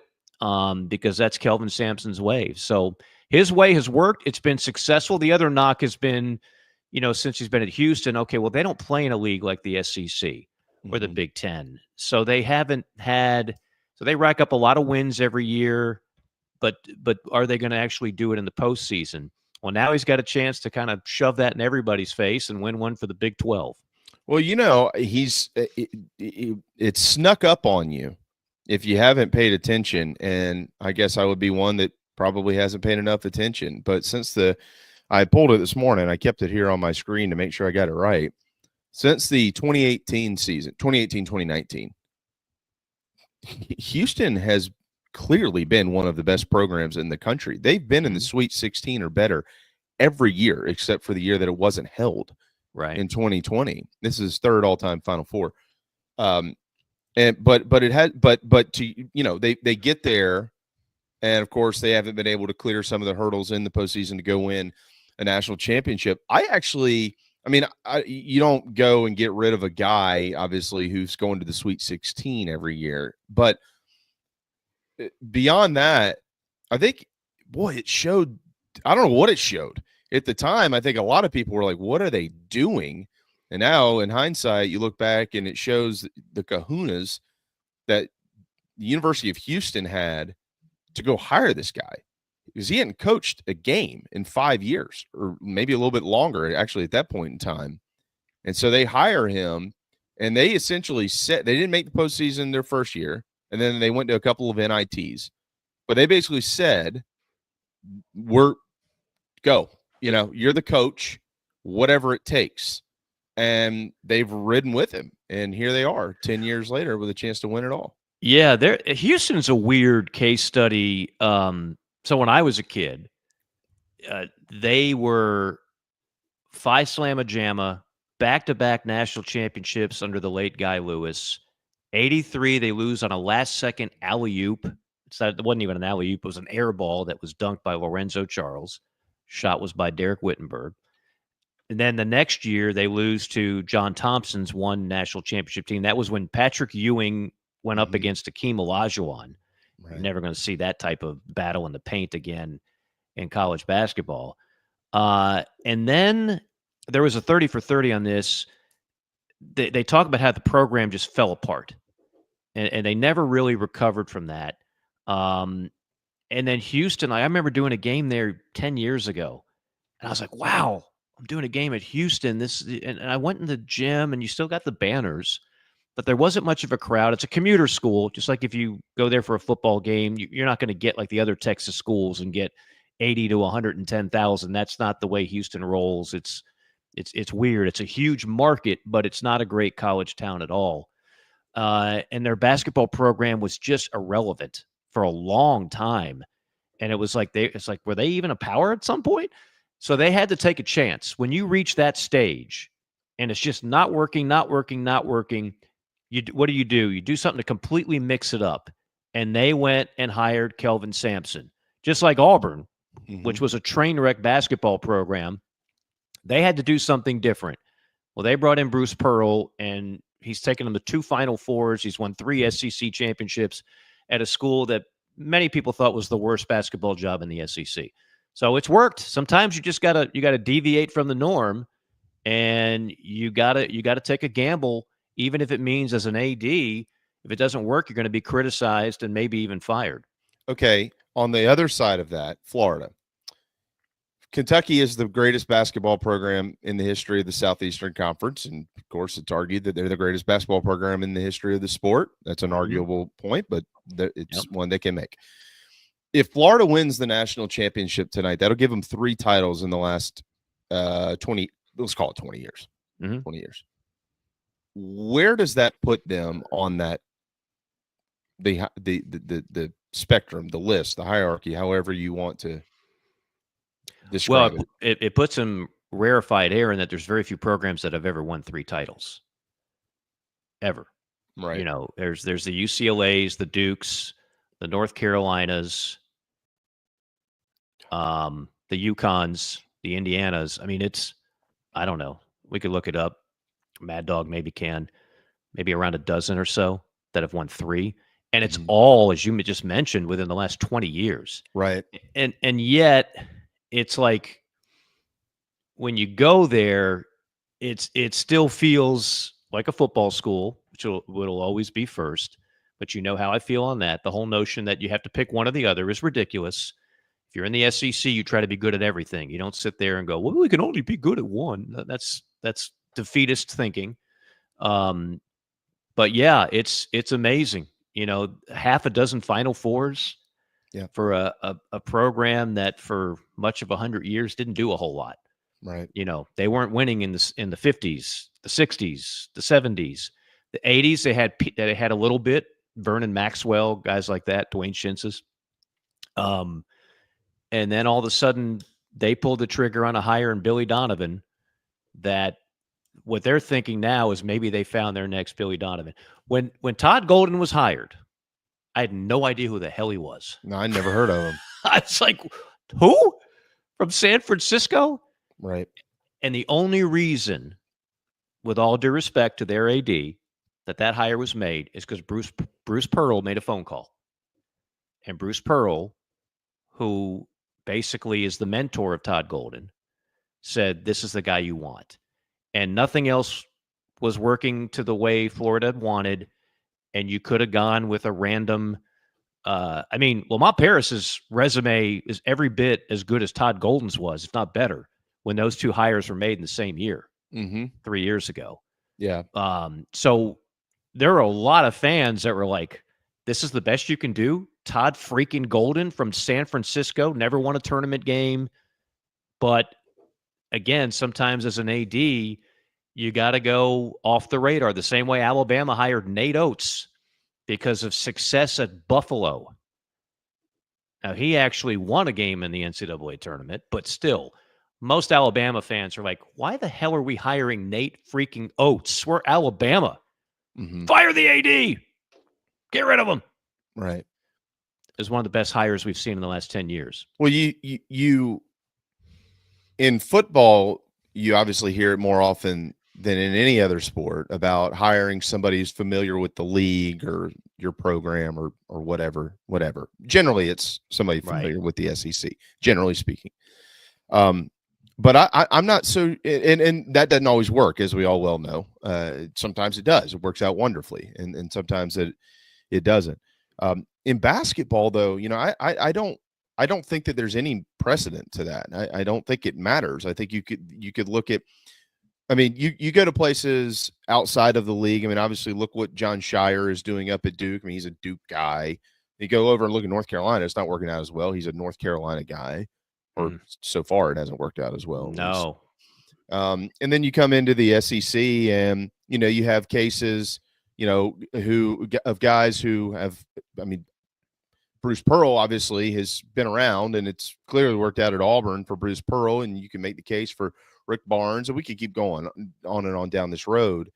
And then you have those things that you just mentioned there. I think there's a lot that gets put into these conversations about familiarity with your hires, as far as who are you hiring? Do you know who you're hiring? And do they understand you, or at least the environment in which you work in, right, in the SEC? But I just don't see that anymore. I mean, if you can go out and get players from anywhere in the country via the transfer portal and then come in and help you win, who gives a crap where the coach is from? 100%. I think we have to look at everything in a different light, the way things are done now, the way rosters and winning rosters are built, and the way winning coaches are hired. Jamie, we've had so many radical changes in college athletics just the last few years. All of our heads have just been spinning like a top trying to catch up to it, right? There's enough data now where we can look at it and go, oh, we don't have to have 3 McDonald's All-Americans to be a national championship basketball team. If you look at Florida's roster, it's a bunch of under-recruited kids, essentially. In football, and we just talked about how they hired their coaches. No SEC ties, no great success, no great track record, blah, blah, blah. Football, we're not breaking away from the cabal. The cabal is still there. It's the same half a dozen teams competing, it seems like, for the national championship every year, with a little bit of new blood infused, sprinkled in, just to keep you convinced that anybody can win it. But the way you do things in like you look at Lane Kiffin at Ole Miss, that he has basically said, we're a portal program. Right. That's what the way we're going to do things here. And guess what? It's working for him. It's working for Ole Miss. So, and the hiring process, I mean, we could break it down hire by hire in the SEC football, Jamie, and try to discern, is there any trend that's working versus another? I don't know. I don't think you would draw anything from it, honestly. Yeah. I think it would just come back to, did you hire the right guy for your program? I'm not really sure there's a whole lot more to it than that. Yeah. I mean, Shane Beamer, that you have people like Paul Feinbaum ripping the hire on national TV. It's worked out pretty well. He's off to the best start of any coach in the history of Gamecock football. So it's not too late for some people to say, yeah, I kind of missed that one. Yeah. Conversely, everybody loved the hire of Kalen DeBoer. I'm here to tell you, if they lose 4 games again, he's out of a job. Okay. Yeah, I mean, he's like Brian Kelly. I think Brian Kelly's a good coach. He could be out of a job this year if things don't go well at LSU, and then some of the slam dunk hires that everybody thought was going to be a smashing success have not. I mean, we'll see what Billy Napier does this year, but he's not off the hot seat in Gainesville. Promise you that. No. He's one bad shoulder from DJ Lagway of being off to another bad start, and the big money demanding a change. So and then nobody thought Josh Heupel to Tennessee was a great hire. If you're being honest with yourself, I see people like praising Danny White's a brilliant AD. That was a brilliant hire. That wasn't their first choice. That wasn't their second choice. And when the hire was made, he already had him at UCF. You talk to UCF fans, he wasn't even their best coach. That was Scott Frost. It wasn't Josh Heupel. But Josh Heupel's done a hell of a job. Mm-hmm. So I still maintain, so much of that. I always, I get a kick out of the AD conversations because people give way too much credit to ADs and way too much blame to ADs. Yeah. They really do. If you knew what goes on and the process of all the hiring and the firing, and very often it's not even their decision. The big money comes in. Ask Auburn fans. You think the Auburn AD tells the Yellowwood guy, no, I'm the boss. I'm the AD. You're just some Yellowwood guy. No, the Yellowwood guy gives a lot of money. So guess what? He's in the conversation. Right. And they listen to what he has to say. And very often he carries more power and clout than the guy that has the title. But that's a whole other story. That's a whole other week of what that is. That's put that up for June. James. We're not excluded from that around here in the Palmetto State for anybody. Not wondering. Exactly, no. Although if I had to put you on the spot just because you got my wheels spinning now, just football related, going back the last, call it 10 years or so. Is there one hire that didn't work out in the SEC that when they were hired, you thought to yourself, oh, that's it. It's a no-brainer. It's a slam dunk. Guy's going to, not only is he going to win, they're going to be spectacular. Just one that stands out. Yeah, I mean, probably take some thought. It would take a little bit more thought. Look, I thought Brian Kelly would be off to a better start than he has been at LSU. I would have signed off on that hire. Absolutely. And it hasn't been terrible. No. I mean, they're still winning games. There's a lot of programs that would love to be where LSU is. Sure. But that's not good enough over there because the last 3 coaches they've had, 2 of which might not exactly ace the Wonderlic test, 2 of which have won a national title as well and are no longer in the business. You got that reference. Thank you. It was kind of a delayed response, but it's hitting you now. It's hitting you now. That's the kindest way I can put it. And I like both those guys. I do. But come on. Anybody else that has just been like that I thought was a slam dunk? I mean, I thought Dan Mullen at Florida was a pretty damn good hire. Well, that's where I was going. Yeah. I thought that was going to end up being. And he had one bad year, and enough of the fans said, he's lazy in recruiting, get rid of him. And so they did. And they brought in Billy Napier. And I'm not sure how much better the results have been with Billy Napier. Well, this is the year that'll tell that. Yeah. I think it should. Just Yeah. see what happens. Don't lose to Long Island when you open the season. Look, Hugh Freeze. I certainly thought Hugh Freeze was the right hire for Auburn. He starts 2025 on the hot seat. Mm-hmm. So there's a lot more this year than there have been, I feel like. Well, Freeze, Pittman, Napier, Kelly, DeBoer. I mean, these are all names that you're going to hear at some point during the fall are on the hot seat. Yeah. I mean, it's crazy. Mark Stoops has been on the hot seat since Mark, that's like a given. Yeah, that's the late 1990s. Yeah, he just won't go away. Well, the Stoops thing is at an even different level because beyond just wins and losses, they're like, wait a minute, you wanted the A&M job. You were ready to leave us. We've given you everything you want. Facilities, money. We're paying you over $10 million, and you're playing footsies under the table with A&M. Ooh. So it's a double dose of hot seat in Lexington. Brent Venables as well. He's another guy who probably needs to win some games. So what are we up to? 6. Yeah. Pretty soon we're at half the league, Jamie. I know. The other half will be in the playoffs. That's right. So that's kind of where we are. All right, we got to hit a timeout. Mike, take us there if you don't mind. Yeah. Hey, looking for a place to watch a national championship game today. D's Wings, it's never a bad night to go, but 75-cent wings from 4 o'clock till close, 20 TVs to watch the game, 25 beers on tap. It's not just the wings. Maybe you're in the mood for a steak or ribs or seafood. They have it all. That's why they've been the best place to go, voted best wings by the state newspaper and Free Times for about 8 years in a row and at least a dozen times overall. Yep, it's that good. You can also go to dswings.com. If you want to just do a takeout order, someone will actually answer the phone. Not press 2 if you'd like to hear about the history of our restaurant. Press 3 if you want to hear about our hours. I know your hours. Just give me somebody who can take the order. They don't do that there. They also take big parties. They'll never turn you down. D's Wings, not just great food, not just great atmosphere. People that know how to run a great restaurant over there in West Columbia. Check them out tonight. Just out of curiosity, what's the beer selection like at D's Wings? Name it. What do you want? Yeah, they've got it all, right? Yeah.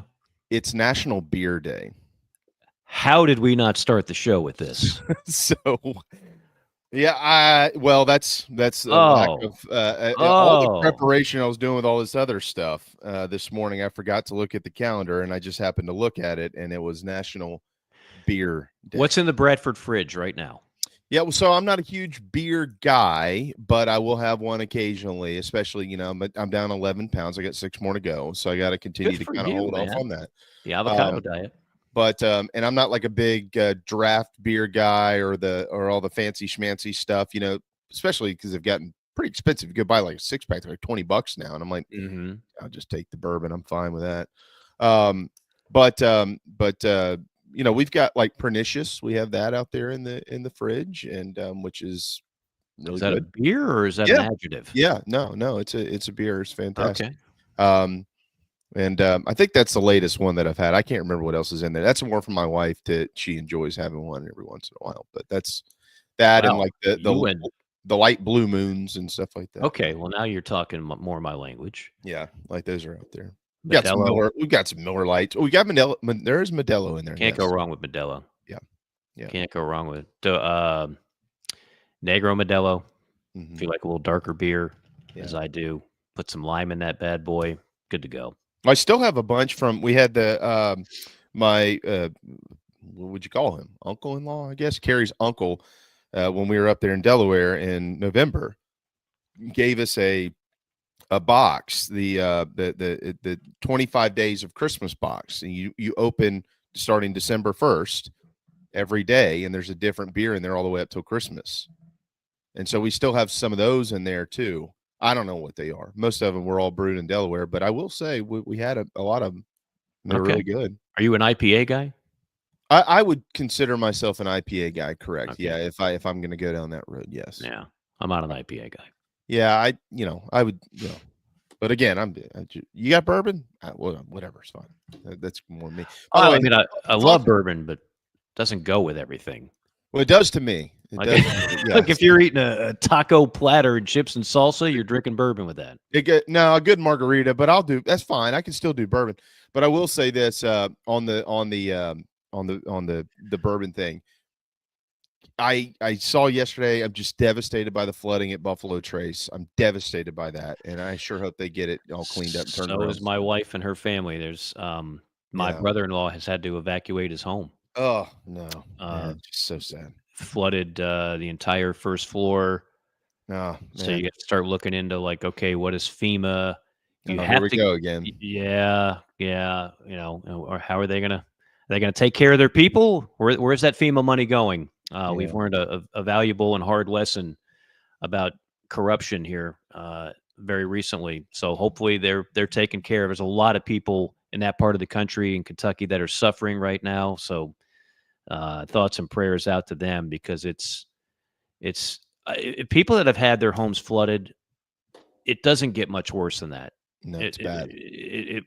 Fire, obviously, but flooding that's not just where you just wait for it to dry out and just go right back in. No, you got mold, you got all this kind of crap, and you're going to be out of your home for months. Yeah. So it's devastating. I'm so sorry to hear that. So we'll be thinking about all them. So buy your bourbon that's made in Kentucky and support the bluegrass state. Amen. Amen. Hey, we got some spring football coming up. Is that where we're going? Yeah, I've got I have a ton of information from multiple sources who witnessed the scrimmage this weekend inside of Williams-Brice Stadium, and I'm looking forward to talking about it. All right, let's do it. We'll hit a timeout, and we got one more good segment to go here on the morning show. Be right back. Hey, this is Cornbread Cowboy, and you're listening to the show. We'll be right back. Welcome to Dry Space Crawl Space Solutions. Basement crawl space encapsulation designed for your specific needs. Your crawl space can be susceptible to all sorts of issues, including moisture buildup, mold growth, and structural damage if not cared for properly. Let our trained experts provide basement crawl space encapsulation solutions to protect your home, improve air quality, and enhance energy efficiency. Schedule your consultation today for a safer, healthier space at dryspacecs.com. Dry Space Crawl Space Solutions, proud supporters of your South Carolina Gamecocks. The Aventon Adventure 2 takes the same basic design as the original Aventon Adventure, making it an adventure bike designed to take you places that typical roads just don't reach, allowing you to ride whatever terrain you want based on your whims of the day. Look at what you're getting. Hydraulic disc brakes, torque sensor for responsive pedal assist, great LED lighting, suspension, a beautifully welded frame with excellent build quality, included rear rack, included fenders. The list just keeps going on. Visit electricbikescharleston.com for more. Welcome to Palm Casual Patio Furniture. Because we are the factory, Palm Casual has the ability to offer the highest quality outdoor furniture paired with world-class service.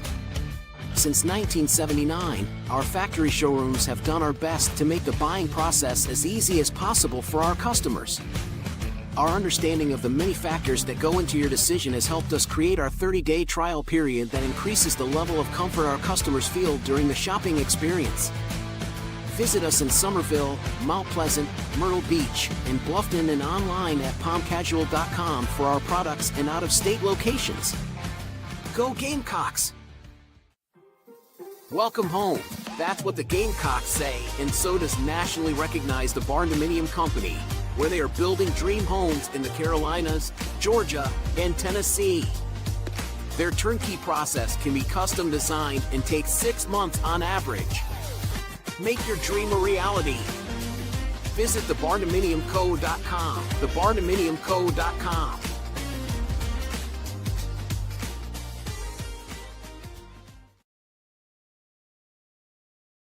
It's gone! That ball is going to be out of here! Fair ball in the corner! The atmosphere in Founders Park is electric. There's nothing like being loud and proud for our Gamecocks. Gamecock Traditions proudly supports Carolina baseball and wants you to look your best while you're at the ballpark. Come see us and choose from the best selection of game hats, hoodies, shirts, and all that entails the baseball logo. From tailgate gear to jewelry and plenty for your kids, Gamecock Traditions is your Gamecock Baseball locker room. Don't forget, we have the widest selection for all sports and USC apparel. Come see us in Lexington or in the Village at Sandhill, or order online and have it shipped to your doorstep at GamecockTraditions.com. Go Gamecocks! When you bundle home and auto, good things can happen. You get a local agent who can help you choose the right coverage for you at a price that's right for you. Call State Farm agent Tony Pope today. Nana's Porch presents a Southern staple delivered right to your doorstep. Nana's Porch locally crafted pimento cheese has been a hit for years at weddings, tailgates, and other events. Now you can order online and have it sent to your home.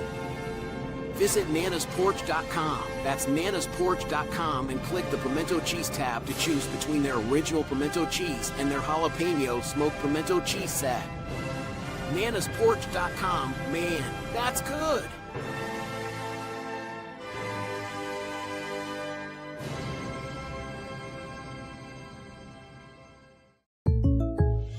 When you bundle home and auto, good things can happen. You get a local agent who can help you choose the right coverage for you at a price that's right for you. Call State Farm agent Tony Pope today.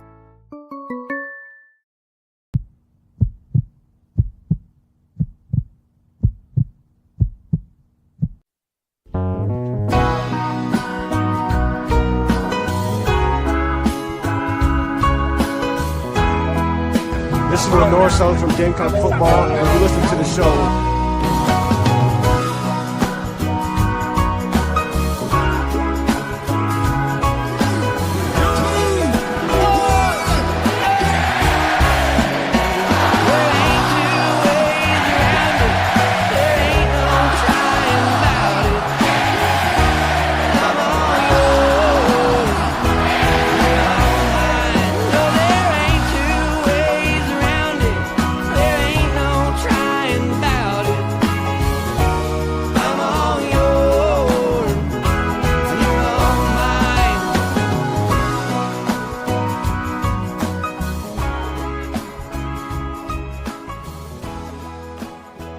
The Gamecocks were on the field this weekend, the first time scrimmaging here in the spring, and it went well.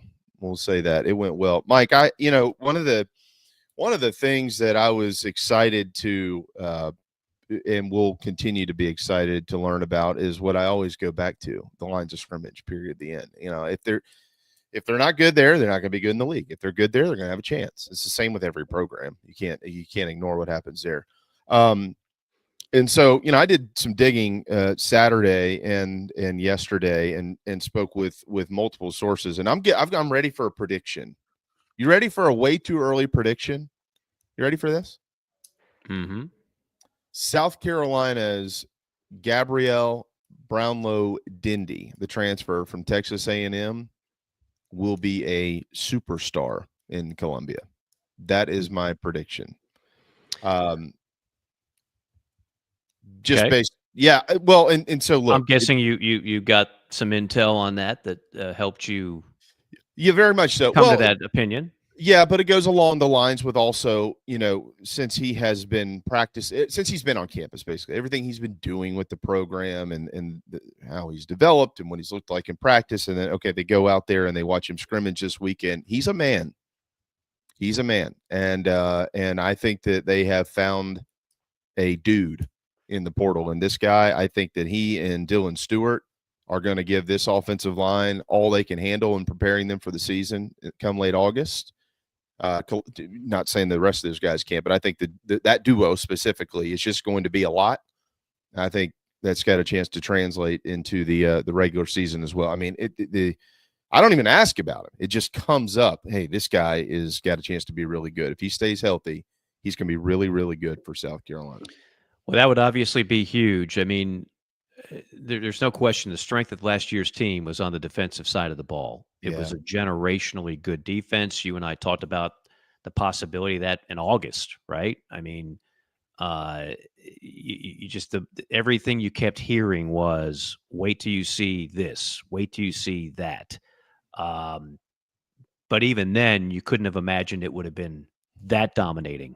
Right. It was really a special unit. Now, what the great programs do, and this is obviously what Shane is trying to build, and the portal helps this, they don't lose a bunch of players to the NFL from one side of the ball and then all of a sudden just take this massive step back. No, they've got guys waiting in the wings.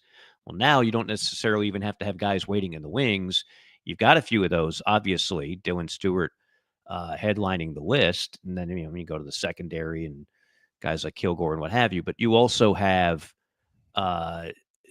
guys out of the portal that can really be instant impact guys that are already proven products. They're already physically developed. They're already mentally developed. And so you don't take that major step back. And that's obviously the hope here. I think, too, what made Carolina so special, and this is what makes any defense special in the college game. The pros, it's a different deal where everybody's good all over the place. Very few college teams, even like the Alabamas, LSUs, have absolute game records on both defensive ends, right? So where you can't just cheat on one without the other one wrecking the backfield. So last year, for example, you couldn't just pay all your attention to Dylan Stewart after he got off to the great start because you had another guy on the other side who was a major problem and wound up being the defensive player of the year. So that's where, a guy like Brian Thomas, obviously he needs to be an absolute factor where offensive coordinators can't just say, well, we'll just double, triple team Dylan Stewart and take our chances.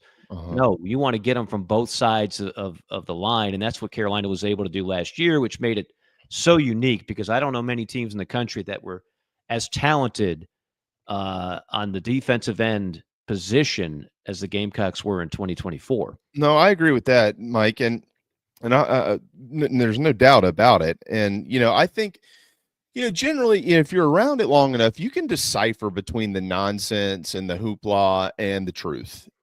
And we've all in the off season over the years heard things about how good this player was going to be, or that player, or this unit, or that unit. And then you get into the season and it doesn't measure up to what you've been told for the previous 5 months. I think that's one of the large issues in, quite frankly, in this day and age of sports media that we're in. I think that there's a lot of people that really actually don't have that great of information, and it gets out there, and then these expectations are set, and then you see it, and it just becomes a devastating ordeal for fan bases all across the country, specifically in the SEC, because of how much care and concern there is for all these things. But also at the same time, I do think that sometimes if you're paying close enough attention to the personnel and you're able to decipher what is being said and also what isn't being said, you can start to wrap your brain around a little bit of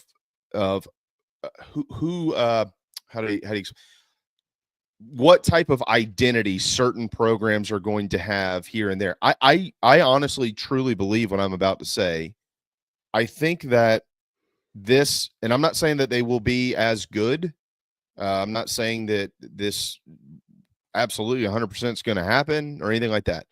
But I do believe that the South Carolina football program is entering a period in which they are going to be known by their defense. I strongly believe that. I think that they have really good football players, number one. I think they have really good football coaches, number two. And I think that they have, via the transfer portal, but also via recruiting, Mike, been able to establish that balance that doesn't leave too many gaps that could ultimately put a huge black eye on what your season could be, if that makes sense. As in, they might be having to fill some holes via the portal, but then they're also filling some holes just via guys that they've recruited whom are in the program. And I think that that's where the defense is right now. Now, are they still going to go to the portal and probably try to sign a guy or two? Yeah, them and everybody else in the country. Nobody's going to be satisfied with just what they've got. If there's a good player, they're going to go get them if they feel like they can help their team. But I do think that the identity of this football team is being created around the strength of their defense. What happened last year and what I'm hearing about this group now, there's not a significant drop-off. There are crucial players that they need to replace. But I think that they are much more comfortable right now in replacing those guys than maybe they would have been 2 or 3 seasons ago. Oh, I'm with you. No, and that comes with the continuity of your staff, right? Yeah, I would agree with that. Like you got a head coach that's anybody talking about Shane Beamer on the hot seat now? Right. No. Remember 2 years ago when everybody wanted the defensive coordinator fired? Well, he's in pretty solid footing right now, I would say, wouldn't you? Turning down jobs to stay. Turning down jobs. So yeah, you've got continuity now, and that's such an asset. That is such an asset, and it helps in bringing in talent. Talent doesn't want to think they're playing for a coach that's going to be gone. So yeah, no, I think. Look, you can make the argument when South Carolina's been really good. It's been dominant defense that's led the way. Almost every time, right? I mean, is there a year where their defense wasn't good when they were good? I mean, right. I mean, you go that 4-year stretch, that historical 4-year stretch, 9 wins, 11 wins, 11 wins, 11 wins. I'm not saying there wasn't talent on offense. We know there was. Okay, we know there was Alshon. We know there was Lattimore, but the defense was flat out nasty, and they won a lot of low-scoring games back then. They weren't winning on a bunch of shootouts. They're winning a lot of lower scoring games. They're winning a lot of one-possession games. You don't win a lot of one-possession games without a good defense. Right. So I could very well see that being the DNA of this program's ascension again under Shane. Yeah, you're always going to want to be balanced, and you're going to want to have great players on both sides of the ball, and you got a quarterback where the sky the ceiling, I should say, is sky high, but it still looks to be like the defense could be the most ahead of the game part of this program. In other words, at the end of the year, when we look at the SEC rankings, offense and defense, what would you say, Jamie? Which one do you think is going to be more highly ranked within the conference, offense or defense for Carolina? Defense. That's what it's typically been when Carolina's been good, right? Yeah. So, yeah. And I don't think that means anything bad about the offense. I mean, it's not a knock on the offense at all, and nobody should take it that way. Although I'm sure somebody will. Well, and I'll say this: my understanding of this team, this football team, and I'm hoping maybe this can be understood the way that I'm going to say it. They're preparing this team to compete, not to survive. And there's been a lot of springs around here and a lot of falls around here where they really needed to get their team prepared to the best possible ability that they could to survive the SEC. This team wants to go win and compete in the SEC, and they think they can do it. I specifically asked a question yesterday to somebody who I greatly trust, because generally when you say things like, well, the defensive line was really, really good, or the negative thought on the flip side of that is going to be, well, what's wrong with the offensive line? And I understand that. I understand it. I don't agree with it, but I absolutely understand it. And the offensive line is certainly proven that they can be not very good at times around here in the history of Carolina football, as we all well know. But I specifically, you go back to the first scrimmage of spring last year, and you watch that group practice then. Now, how about the first scrimmage this year? Where are they compared to where they were beginning the spring last year when it came to the scrimmages? And the response was they're way ahead of that. They've got a new center. Jatavius Shivers was in at right tackle this week. Casey Henry didn't play on Saturday. So you have a new center, which is unbelievably important. You didn't have your starting right tackle in there, and you're going up against the best defensive end in the country and Dylan Stewart, and what I think is going to be an all-SEC defensive tackle in Gabriel Brownlow-Dindy, and they held their own. They weren't perfect, but they held their own.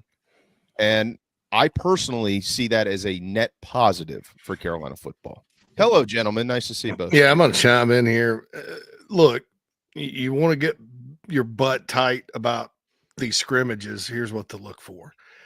There's been 2 times since the 20 years I've had the Big Spur and I'm following this stuff, where in the scrimmages, and most of the time it's in the preseason, the spring scrimmages, people are out, whatever, like you said. So in the scrimmage Saturday, JB, they got 4 new starters on the offensive line compared to last year, which means the defense knows where it's going. The offense is feeling its way.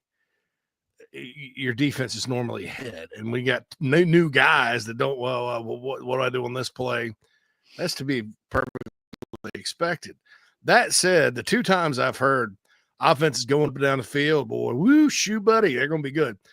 Before 2014, how bad was that defense? Mm-hmm. And then 2020, which wasn't 2014 was a good offense. 2020 wasn't what I would call a stellar offense. It had 1 receiver. But how bad was that defense when all was said and done?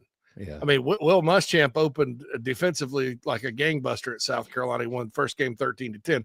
He lost the last game 59-42 with 3 NFL players in the secondary and Lane Kiffin tossing his clipboard 50 yards in the air because the dude was so wide open. Yeah. I mean, nobody played defense that year in 2020, but that's when I get worried is like because your offense – every other time the offense is ahead of the defense. I mean, I'm sorry, the defense is ahead of the offense. It's easier to do that. You know, you practice against your team so much, you know where they're going. There's no surprise. The linebacker's not going to take very many false steps. He's seen this play before. It's human nature. So there's a bunch of panic on the Big Spur about the offensive line today over some opinion that was written. And I'm not feeling it. I don't. Now that being said, this offensive line better be better this year. They've got talent. I mean, there's something wrong if they're not significantly better. I agree with that. That's a very fair statement. There was a panic 2 weeks ago over freaking defensive tackle based on the first day in pads. Right. Yeah. I mean, I understand baseball sucks and basketball sucked. Okay. The men's sports. I understand everybody's upset. But let's not project that on every little thing about football. I understand you're looking to feel good about something. And on paper, there's a lot to replace with this football team. But let's not panic over practice reports. And let's use some perspective and intelligence about it. Well, Mike, I'm going to get out in front of this. Phil, you know where I'm going. I'm going to get way out in front of JC. It's April. Generally, it's around mid-August when JC jumps on this train. But I'm gonna get the caboose going now so he can hop on the tail. No, don't do it to me. I am a little concerned about the kicking game. Don't hurt me. So don't hurt me. God, I do think I don't get enough sleep as it is. I do think when we get to mid-August, we're gonna need to ship a therapist off to Chicago for JC to get him through the special teams. I'm on the couch. I'm like, there's dang kickers, and the snappers. Mason Love looks fantastic as far as a punter goes, but the kicking game right now is a little shaky, and they're going to need to get some work done there. So JC, I'm going to get you on that train now, and you spend the next 4 months figuring out how to deal with it. Okay, man, don't hurt me. I actually, there's two saving graces. So the guys competing are Peyton Argent. I actually did look into this, Phil. I said I wasn't even going to lead, but I did look into it. I'm actually going to write an article about it. Peyton Argent, he's from Hoover, Alabama. They're both walk-ons. And William Joyce from my hometown of Spartanburg. If you remember, Joyce battled Herrera for the job last offseason. They're both, and I don't know if this means anything, Ryan Suckup, it helped him. They're both big kids. They're both like 6'3", 215, 220. Big legs, they're big kickers. The snapper, and Shane looked a little disturbed by the long snapping in his press conference last week. But I told Phil, I was like, playing long snapper for Shane Beamer is probably like playing quarterback for Steve Spurrier, because that's what Shane was, a long snapper. Mm-hmm. It's probably hell, I would think. But because he could bump you out and do it himself. Look at this. Here, let me show you. You hear that, Mike? Hey, man. So there's no worse job in the SEC than being the long snapper at South Carolina. Boy, that is got to be perfect. Head ball coach is up your butt. He's a perfectionist. But so those are the guys that are competing, and then but the saving grace too. Number one, there's a portal period coming up, and kickers are weird. And number two, Max Kelly is a talented freshman that they recruited at the state of Tennessee, and he'll be here this offseason. So, yeah, I like where I do like where they are. I think that as time goes on, I think the top two running backs, Attaway and Faison, will continue to kind of separate themselves a little bit. Although you don't write off any of those other guys, but where it is right now, those two guys are head and shoulders, I think, ahead of. I don't know about shoulders, but they're ahead of. Does that make sense? Ahead.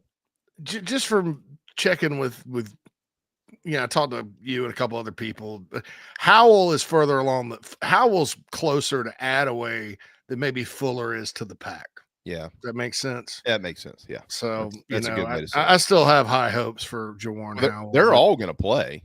Yeah, I mean, and Fuller could be a short yardage guy. I mean, I'm basing my opinion of him on high school film and 8 carries against Akron, where he was one of the few that fell forward, despite the fact the guys didn't want to block at the end of that game for whatever reason.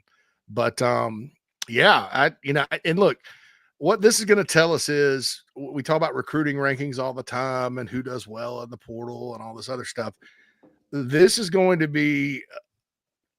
Now, I'm not going to say an indictment's a negative word. It's going to be a telling about just how well or not well these guys are recruiting, because they look like there's not this dramatic drop off. But then you look and see who's left, who's not remaining, but who departed the program, and there's never been a situation like this in quite some time, where all these guys have left at one time at South Carolina.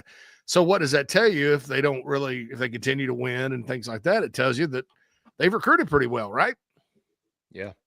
So this is going to tell us a lot about the recruiting. And I'm not saying if they go 7-5 that recruiting's a failure, because this team, unlike last year's team, which was old, more seniors than anybody in the country, right? In the Power 4. 39. This is going to be a young-ish team. I think it's probably a more talented team, but it's going to be young. So there's a trade-off.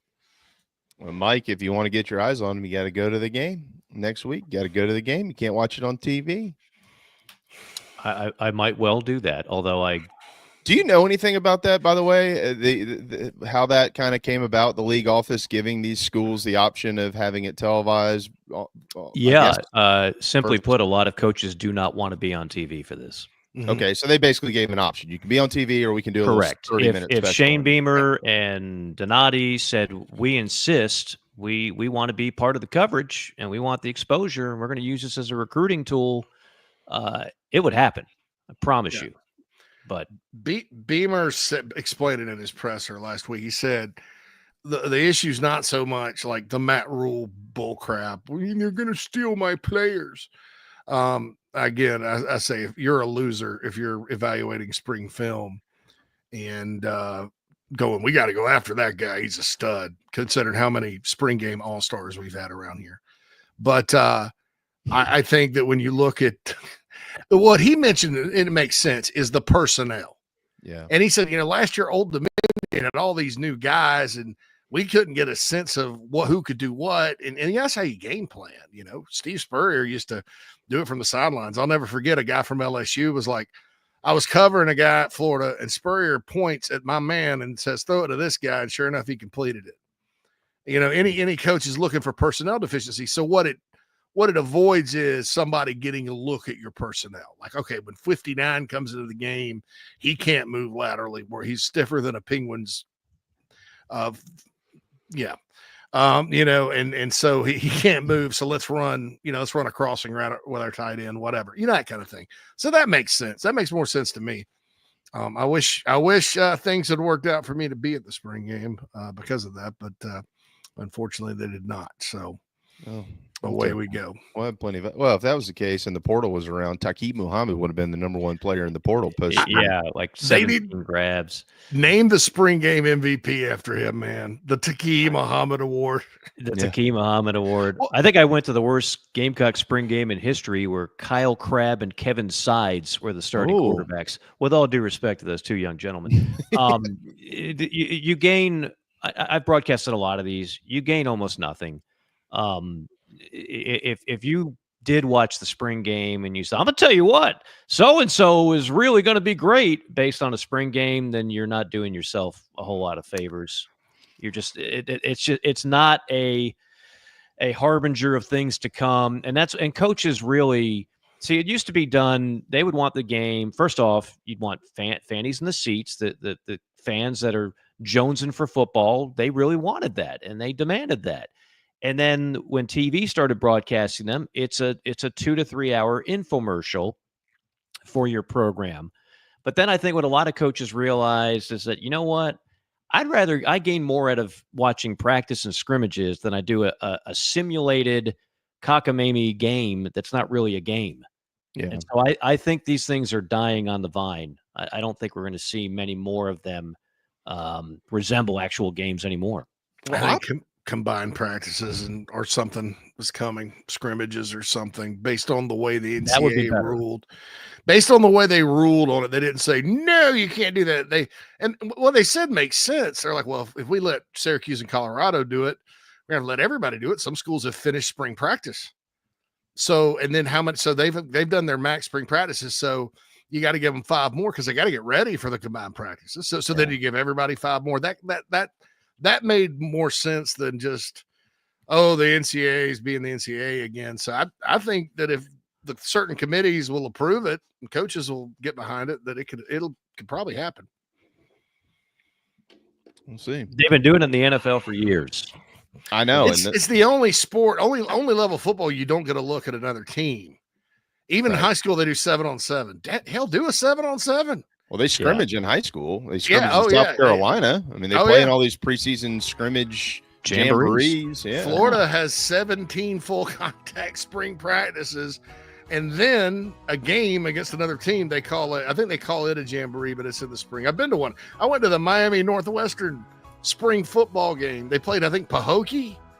Dude, that was in May down there. A lot of talent in a matchup like that. Hey, Teddy Bridgewater was the quarterback, man. I saw him. I mean, dude. I got my ass kicked more than a time or two by Pahokee and Glade Central. Those are very humbling quarters of football when you're going up against Power 4 D1 guys all over the place. But I think that is the future. I really do. I think that the games, they've become laughable. Cole Kublik and I did a Vanderbilt spring game. Literally, we had a Derek Mason, in his infinite wisdom, first of all, he played the game at night in the cold weather of Nashville. So we had like 600 people there. Then, rather than play a game for us to broadcast, they're literally doing like punting competitions, long snapping competitions. Can the long snapper snap the ball into the trash can? I'm not making this up. This was really what we had to talk about for 2 hours on live television. It's like, come on, man. If you're not going to take it seriously, then just tell us and just call the whole thing off. Don't waste everybody's time. So that's where we're headed. I did a North Carolina spring game where you weren't allowed to so much as touch anybody. You weren't wearing full pads. Wow. If you're not gonna do it, just call it off and then just do scrimmages. And if somebody gets hurt in a scrimmage, you're just going to have to live with the fact that people are going to race to message boards and second guess you and criticize you for playing that player. Yeah. Got to have thick enough skin as a head coach to deal with it. I agree with that 100%. And on that, the music ends. The more. Hey, by the way, Mad Dog was all over it. 8 college basketball programs have won 3 titles or more. UCLA, Kentucky, Tar Heels, UConn, Duke, Indiana, Kansas, and Nova. Florida would be the 9th if they do that tonight. Wow. In a rarefied air. That is rarefied air. Just in the last 27 years, basically. Yeah, just like Florida football, they did absolutely nothing until Norm Sloan, Mike's hero, got him to a tournament one year, and it was like a miracle. And then Lon Kruger got him to the Final Four that year. And then he left for Illinois, and they hired Billy Donovan, and the rest is history. Yeah. I mean, Mike White almost got him there in 17, lost the Gamecocks. Yeah. Remember? He might still be there if he had. Yeah. It's down to one. Phil, who wins tonight? The line is down to one. I'm taking Florida. I had Duke originally. Obviously, that was tough. But as much as I, should have learned at this point to not bet against Houston, I'm taking Florida. I had Florida before the tournament. I'm staying with him. Mike? Well, I had Duke, and if Duke manages the clock a little better, they're in this game, and it would have been one hell of a final. It's still going to be a great game. I'll pick Florida, but if the game is in the 60s, it's Houston. It's Houston. If it's that kind of game, it's Houston. I'm with you on that. Schubert? I loved Mike's breakdown when he brought up the turnover deal. That's because Florida's gotten off track this year. That's what they've done, but they've been real tight. And Walter Clayton Jr. I mean, it's rare where I'm like blown away by a basketball player, but I'm kind of blown away by him. I think the Gators win it. Certainly not counting Houston out. Florida, I picked them to go out against Gonzaga in the second round, so I didn't pick them. But they've proved me wrong time and time again. And I think Clayton's the best player on the floor. Yeah. On either team. And so the Gators will bring it home. My wife picked Florida in her bracket, so she is I think she's on top of the ITG. Kreger started that challenge, so she could win the whole thing. Nat could if the Gators win. So she's pulling for Florida. I heard cursing in the kitchen the other night when Florida was not doing all that well against Auburn. And I was like, what's going on? She's like, they're just terrible. They're just not playing well. I was like, who? Florida, because that's her team. So I hope Nat wins. And so I'm pulling for the Gators, and my pick is the Gators. Clayton and Martin, two guys that were much more highly recruited as football players. They were not high basketball recruits at all. Watch the way Clayton moves. He looks like a damn shutdown corner, the way he moves with the basketball. Right? And Martin could be a tight end defensive And Martin end. could be a tight end or an outside linebacker. Like, he's a you physical freak. Take off from the damn foul line, and whoa. It was nasty. I said at the beginning of the year, I thought Florida was a really good team and really fun to watch. And we're going to talk about with Phil and I about how they put this roster together. Because for those of you continuously panicked about NIL, you may want to know a little secret about how Florida put it together. And it's not just that they were good at finding players. There's a little money ball to what. Well, you retweeted. I saw your retweet at JC Sherbert on Twitter. I can't remember who it was. The guy that's their Moneyball guy, right? They got an analytics dude. They got a bunch of players that most people didn't want. Alex Condon, speaking of football, he's an Australian rules football player. His top offer was St. Mary's. They stumbled upon him in a Vegas international showcase. Otherwise, they wouldn't even know who he is. Thomas Houck grew up 20 minutes from the Irish in Pennsylvania, New Oxford, Pennsylvania. Nobody wanted him. A guy that looks like, again, a CPA more than he does a basketball stud. Ball, though. He can flat out ball, but he's like a 2-star guy. Martin was not even the most highly touted FAU player in the portal. That's Janelle Davis, who went to Arkansas. Clayton went to Iona. Like, all these guys could have gone just about anywhere, but most of their top offers came from, and it wasn't in a bidding war. It was just like, nobody else wants me. I guess I'm going to Gainesville. That's how a lot of that came down. So it's pretty crazy. Well, and y'all's point on the turnovers too. In the last 4 games in the tournament, where both Gators and Houston have had some tight contests, as we all well know. Houston has only forced an average of 8.5 turnovers per game in the last 4. Of course, they're here, so they've won them all.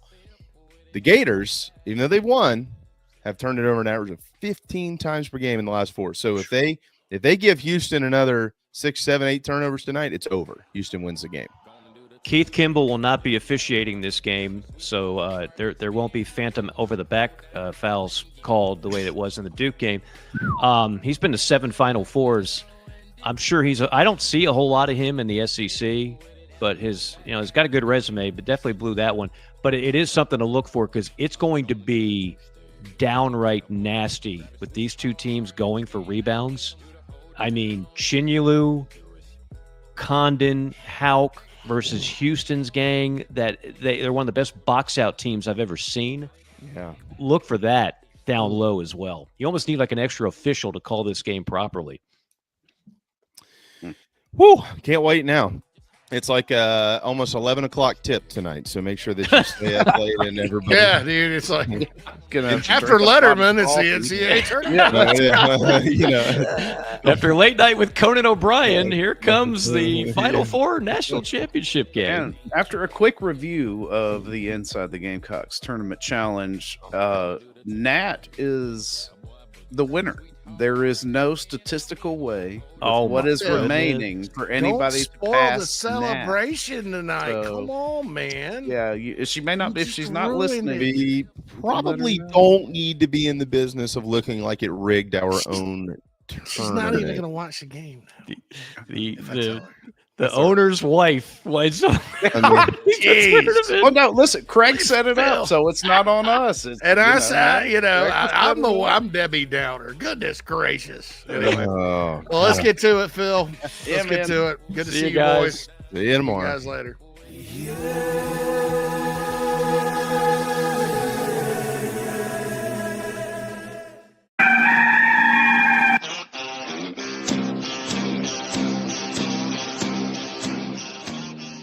I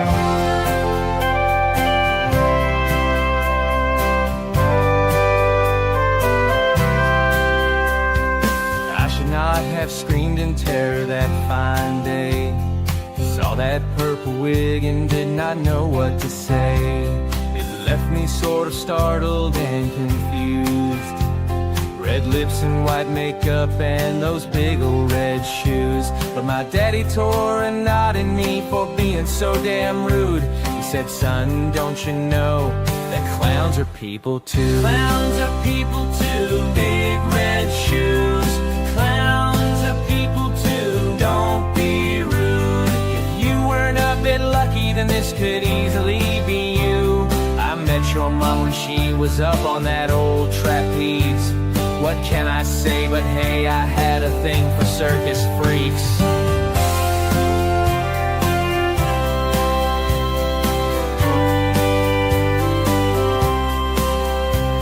I started watching Bozo and warmed to the movie It. Killer Clowns from Outer Space to me was a big hit. Some people like McDonald's because of Mayor McCheese. But Ronald is my homeboy now, and Krusty and Pinky. Clowns are people too, big red shoes. Clowns are people too, don't be rude. If you weren't a bit lucky, then this could easily be you. I met your mom when she was up on that old trapeze. What can I say but hey, I had a thing for circus freaks. Clowns are people too. Clowns are people too. Now I own some tiny horns and got me those red shoes. I don't know much, but know one thing that's true. If you don't know anything, just know that clowns are people too.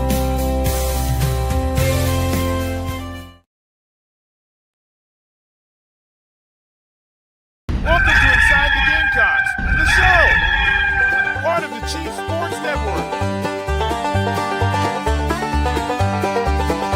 Mad Dog's upstate raised and reared up near the tater patch. He flirted with that upstate team, now bleeds garnet and black. It's been almost 2 decades since JC started Big Spur. He may live outside of Chicago, but he's all Spartanburg. It's the show. Gamecock Show. ITG, Phil and JC, it's the show.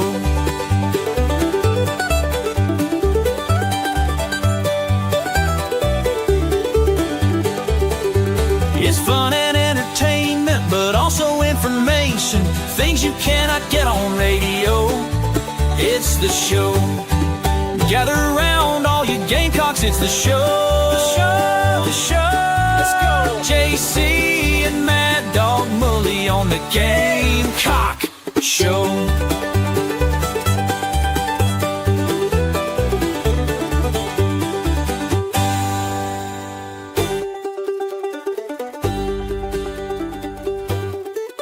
Welcome in, everybody. It is Inside the Gamecocks, the show.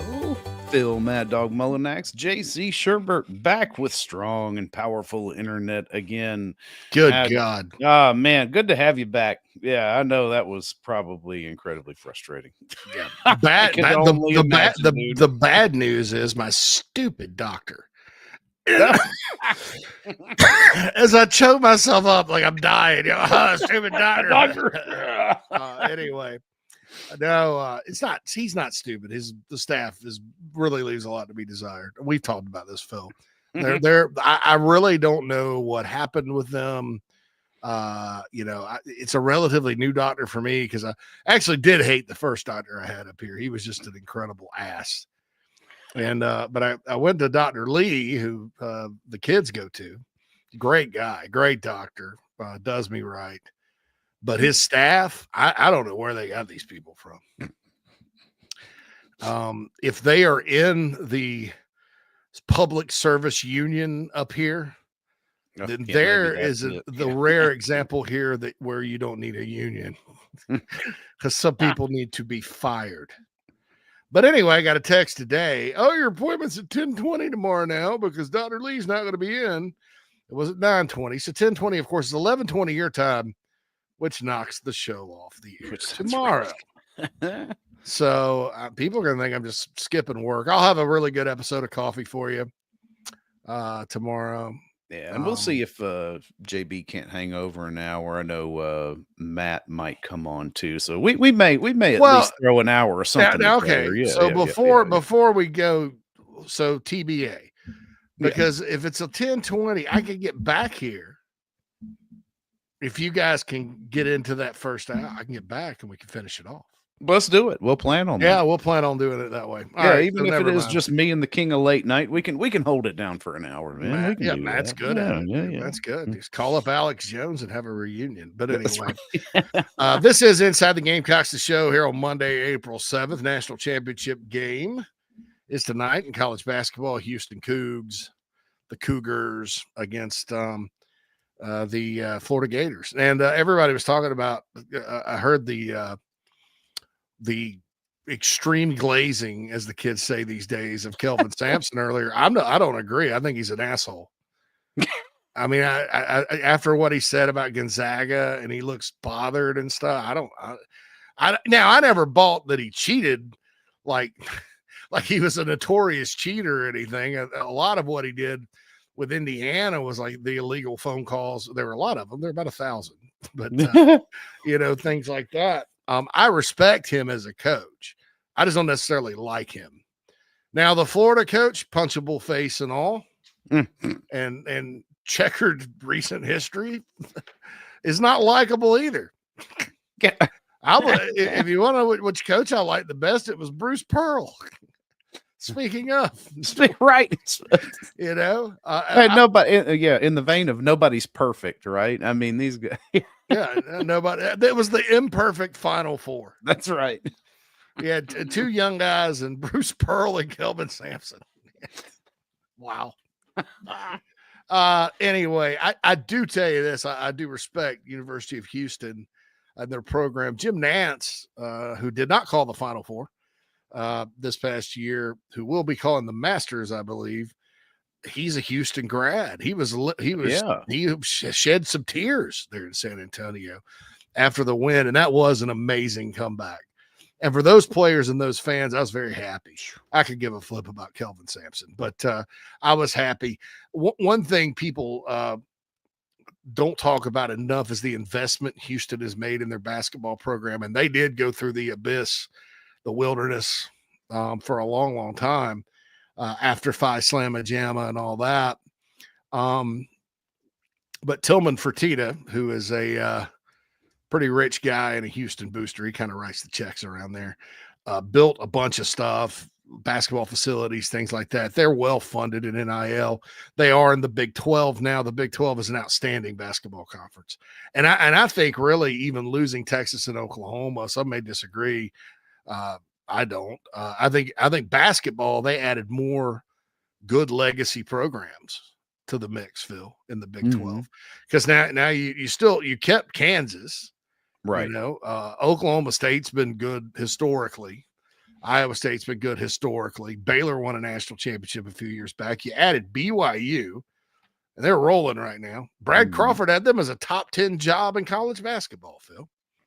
Man, how about that? Hey, yeah, you take that. I mean, Texas Tech, not necessarily. Texas Tech is really, really recently, good, man. Yeah, West Virginia under Bobby Huggins was good, and they got screwed out of the tournament this year. Cincinnati has been a powerhouse in basketball, and then Arizona's synonymous with college basketball. Utah was good once upon a time under Rick Majerus. Went to the champ. I remember they played Kentucky in the championship game in '98. And Kentucky won, but Utah had them down. I think that was in San Antonio too, if I'm not mistaken. Tubby Smith, of course, won the national championship that year. So that's that the Big 12 is a great basketball league, and they went 19-1. Yeah. And it's not always pretty, they're not as extreme with like the what's called the pack line defense and things like that. They'll slow it down style of play like Virginia was under Tony Bennett. But eventually Virginia won one, and this may just be Houston's year. I think shooting, if Florida's cold, that could be trouble if they turn it over. And they've played some games like Carolina and Columbia where it's just sloppy and against a really good defensive team. See, Auburn plays defense, man, but Auburn will go up and down the court with you. And I thought Auburn, there were some dumb shots at the end, just like there always is by them. And I felt bad for their fans on Saturday. Florida fans, I like them. But if I had my choice, Auburn would have won it, just because they're not outside of I like Charles Barkley, that loss was terrible. The loss was terrible. It's terrible. Phil. His in-game reactions were great. That loss is terrible. That's a terrible loss. That's a terrible loss, Phil. It's such a terrible city, San Antonio. Can't stand San Antonio. Can't stand tacos. I had one of the best steaks I've ever had in San Antonio one time. I used to go there every New Year's for the Army. It's now the Navy All-American Bowl. All right, Nana Sports Chat Box, where you can get in if you're a Club Chief member here on Inside the Gamecocks The Show. It's hopping today. Everybody's upset about baseball. I understand. Look at my tagline today. Hope Henry's okay. I'm sorry. Get Henry Kazmar at the top of the order. I'm admitted I'm not a baseball guy, but when you suck that bad and your big time hitter has nobody on either side of him to help, first of all, when Nathan Hall's your second best hitter, I don't know why he batted leadoff for so long. Well, you finally moved him. Kennedy Jones in the leadoff spot is not an answer. That was mind-boggling to me. I'm like, here's a guy who, I know they're like, well, he's come on a little bit in SEC play over what he has done. I'm like, yeah, but still, I don't know. Bro, how many strikeouts for Kennedy Jones this weekend? I mean, isn't that what we're trying to avoid? Yeah, the leadoff spot. Look, man, I'm just gonna break this down to you, dog. I'm just gonna play like I'm playing RBI baseball on the Nintendo. Hey, and right. I get on people for that, but it's Monday and it's time to have a little fun. That's right. Right. That's what the show is all about. You want the hard hitting football analysis? Listen to Coffee. Although I'm going to get into that and answer these football questions in the chat box. That was good. It was out early today. I got to hear it all today. It was a good one. Good. You came back strong, man. Yeah, came back strong. Yeah, that's what I do. I come back strong. So, all right. So lead off. Let's start batting Henry Kazmar. Okay. Let's just call it like it is. Okay. He's leading your team in hitting in the SEC. He's a good base hitter. Sometimes he hits a home run. So, I mean, let's do that. Number 2, I would say Jordan Carrion, because you know why? He doesn't strike out often. He makes contact. He's fast enough. If he does hit, like this team's, I think other teams' gloves are magnetic because they just hit the ball right to, he can leg it out. He's fast. Good number 2 hitter. I would allow a switch there if you want to bet Carrion lead off, but like as Stewart says, sometimes, the pressure gets to you, whatever. In the 3 hole, that's Nathan Hall. Okay. In the 4 hole, I like putting Petrie there, but you got to get people around him. In the 5 right now, Bo Hollins. But I reserve the right to switch he and KJ Scobie, the freshman. Those are my 2, that need to be behind him. Yeah. Mm-hmm. Let's put Kennedy in the 6 hole or 7 hole because I think he's fine there. Whoever you decide to play in the outfield, Evan Stone, Blake Jackson, whoever the heck, put them in 8. And then your 9th spot has got to be the freshman catcher or whoever's catching. Because since LeCroy is out. Yeah, essentially. Yeah. That would be Max Coffer. Or I guess 8 would be the DH, wouldn't it, Phil? It could, it all depends. If you're going to use Jones in the outfield, because at this point, I'm like, just either throw Stone or Jackson or rotate through those 2 in left field and then rotate your DH based on what the pitching matchup is. Yeah, whoever's DHing, if it's not Kennedy Jones, if it's Woida, I don't care. If it's, the catcher, even if it's Max Koff, I don't care. Breland, whoever, and roll. Okay, I'm just tired of looking at it. Yeah. I don't know. Maybe I'm stupid and I'm not right. And baseball people may be, crazy. Maybe think I'm crazy. And there's probably explanations as to why this can't happen. But it's obvious, it's obviously if you're going to bat Nathan Hall down in the lineup, which I think smart, you need somebody at the top. Why do you have your leading hitter? And I hope he's not out. That would suck. Your guy that's leading you and hitting an SEC play batting 9th. Yeah. I mean, I get it. Sometimes you put guys in that hole and it's not necessarily like they're the worst hitter. I mean, it's a strategy, right? But man, you're struggling. You got shut. You got mowed down by a pitcher that was on the struggle bus, and Whittle went through all that with a 70 so ERA. Yeah. I'd like to know from the chat box what you think about my lineup. I was proud of that. Because, I mean, like I said, Scobie and Bo Hollins would be the only people that I would kind of move around. If Kennedy Jones got super hot, obviously he's a power guy and would be good to put behind Petrie.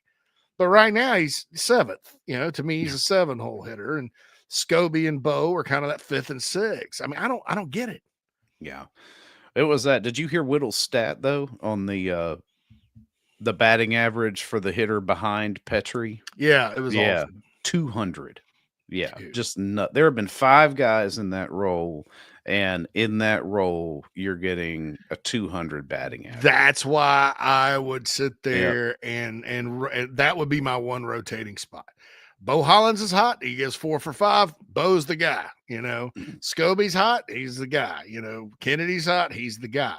Because they're all capable. This Woida and, batting Blake Jackson or Evan Stone toward the top of the lineup. And Evan Stone's really playing as good as he has. And he's a worthy player. And in the 9-hole, he's fast and get on base. And he may surprise you. But, dude, you got to start setting the table and giving Ethan Petrie and Nathan Hall an opportunity for ribbies. Yeah. I just don't and I don't know. And maybe, Kazmar just has that comfort level down towards the end of the lineup.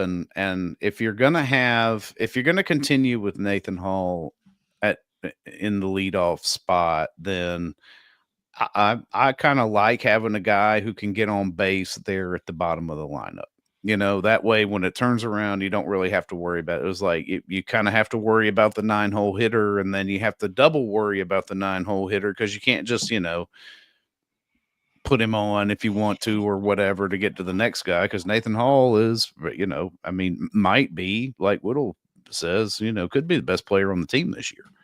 And and then maybe, I don't know, maybe you can play around with that, because it started with tinkering with that 2-hole, right? Like, it's like, who do we hit in the 2-hole? And then it's supposed to be Mayshore. Yeah. And then Mayshore's hurt. Kazmar didn't work out early in the season, but now he's hitting he's your best hitter in conference play. So I don't know. And again, I mean, what the hell do I know? But at the same time, I'm like, maybe you just pick something and stick with it. What do you have to lose? I get it. Yeah. And look, the last guy here got fired largely because he continued to tinker. Yeah, that was one of the biggest things. Yeah, at the end of the over tinker. Yeah, all the time. To overthinking it. So at the end, and I there's got to be something to be said for consistency and just comfort, knowing. Like JB says, especially when you get younger guys, when they get to the ballpark, they know exactly where they're hitting, what their role is, and there you go. And then just let them kind of ascend from there. But yeah, man, it's just, I don't know. You're dangerously close at this point from not even, being you're gonna be in a regional, right? Yeah, at 2-13 first half of this, not good. Not gonna work. Yeah, that's not gonna work out. All right, so we got to get to a break, and then Nana Sports Chat Boxers. I will be right back. There's some football recruiting questions. We're gonna get into some football. I've already blown through the first topic because Phil sent you the outline on the house settlement. There hadn't been much info on it because this may drag out a while. They got to march all the people that object up there. My question on this is, I went back and whoever House was a swimmer and sued over NIL and revenue share. I'm like, how much NIL money? I know he's good. How much could you I guess outside endorsements for swimmers would probably be if he's an Olympic. There's got to be a certain niche there that's willing to pay. Probably so. Yeah, that's probably what it's about. But I'm like, but rev share is crazy for a swimmer to be demanding. Yeah, I think it's more NIL, and the rev share part's part of the settlement moving forward. Yeah. Anyway, just want to remind everybody about Gamecock Traditions, GamecockTraditions.com. I wish I could tell you to go get your national championship T-shirts, but unfortunately they lost this past weekend badly to UCONN, which I would wish it. I said it. I didn't think anybody was beating UCONN. The Gamecocks would have to play very, very well, and they didn't. So, look, you're not going to win it every year, man. And we'll get into that too. There's some people out there that are convinced Dawn Staley needs to change her coaching style. Whatever, and so it's just weird Monday today. Right. But want to tell everybody, go follow Gamecock Traditions on social media. It's at Gamecock Traditions on Twitter or X, and then at Gamecock Traditions on Instagram. The good stuff's on the X account though, so follow them, and we'll be right back after these messages on the show. Oh man, the building is on fire. Emergencies and accidents happen. When you're in the middle of a fire or water event, all you want is for things to return to normal as soon as possible. Resto Pros of the Midlands is with you, guiding you through the process and working with you to get your home or office back in working order. They'll answer your questions, discuss procedures, and can act as your advocate when it comes to processing your insurance claim. Resto Pros Midlands SC.com. Open 24/7 when you need them. Quality that is guaranteed. Happy New Year from the Barndominium Company, where they are building dream homes in the Carolinas, Georgia, and Tennessee. Their turnkey process can be custom designed and takes 6 months on average. Make your dream a reality. Visit thebarndominiumco.com. Thebarndominiumco.com. Gamecock owned and operated.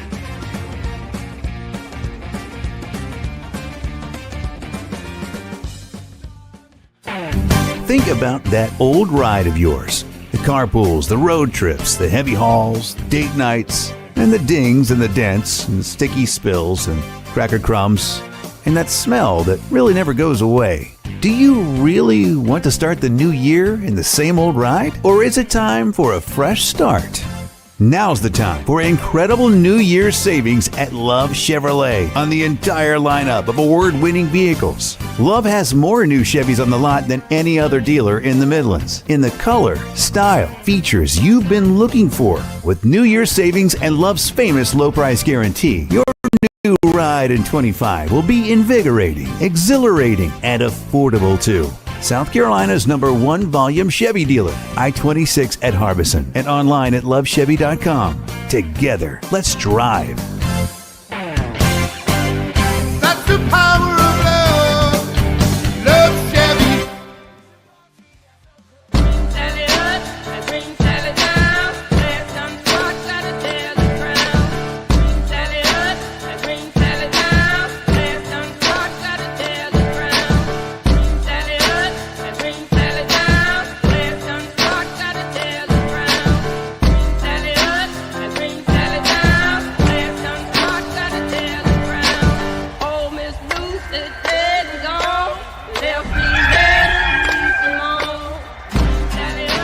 Welcome back, everybody. The second segment of the hour here, kicking things off. Yeah, we talked a little bit. It is House Settlement Day. There's going to be all sorts of people run through there to be heard. Yes. The voices, offered up to consideration there before the judge makes a ruling. And of course, as we all understand the judicial system, this may not be the end of it, regardless of what the decision is, because there are still higher courts above this that could be appealed to. It's going to be tricky. Congress is going to have to act on all this stuff. And I have a little bit different feel for it but take opinion. Everybody got their own opinion, right? Then maybe JB and Mike, I did listen to that, and I fired a text off because Mike, they were talking about going back to the McDonald's bags days, Phil. Nobody's putting millions of dollars in a McDonald's bag. No, right. Yeah, those were not big pay. JB's response was hilarious. He's like, well, if you get the breakfast platter, maybe. the big breakfast. I want the big breakfast. You're going to have to bring back the old styrofoam McDLT thing. Remember when they put the burgers in the separate sides there? It was, a little bit of this, all the cold stuff on one side, the warm parts on the other. Yeah, and just load that thing up. I don't know. We just say, yeah. And who's walking around with that much cash anyway? Not for players. Yeah, it's going to make it really a little bit. But I'll get into that second hour. I've got some things to say. I've also got some things to say about a Charleston basketball player who apparently wants more eligibility because he played D2. Remember me saying this? Yep. That's next. And then there it's FCS. And then all of it. They have to, the eligibility, you have to maintain the integrity of it. Or else it simply is not college sports anymore.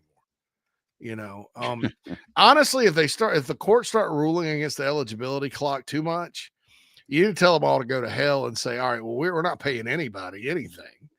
And if you're good enough to go pro, and let the NFL, and you sue the NFL, for not allowing you to come compete in their league. Yeah. There's nothing college football does have a monopoly on, I guess, quote unquote, minor league football to a point, but there's also the UFL. Yeah. It's playing. There's tons of there's arena league. There's a lot of different things out there, man, to where you could sit there and just say, it's not a monopoly. But what we're going to do is we're going to put the onus on the pro sports league. And then everybody just goes back to getting a scholarship. And the 1% that everybody wants to cater to will just go pro, but everybody's going to still watch.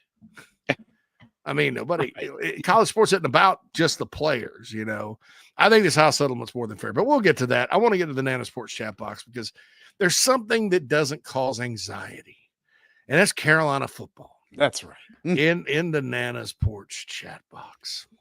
So we've got some questions here. The Queen of the Cocks. This may cause some anxiety. What's the feel in Rodney Dunham's commitment this week, JC? I think he's going to be committing to the University of Notre Dame. To quote the late great Beano Cook. There's some people that kind of helping Notre Dame with him.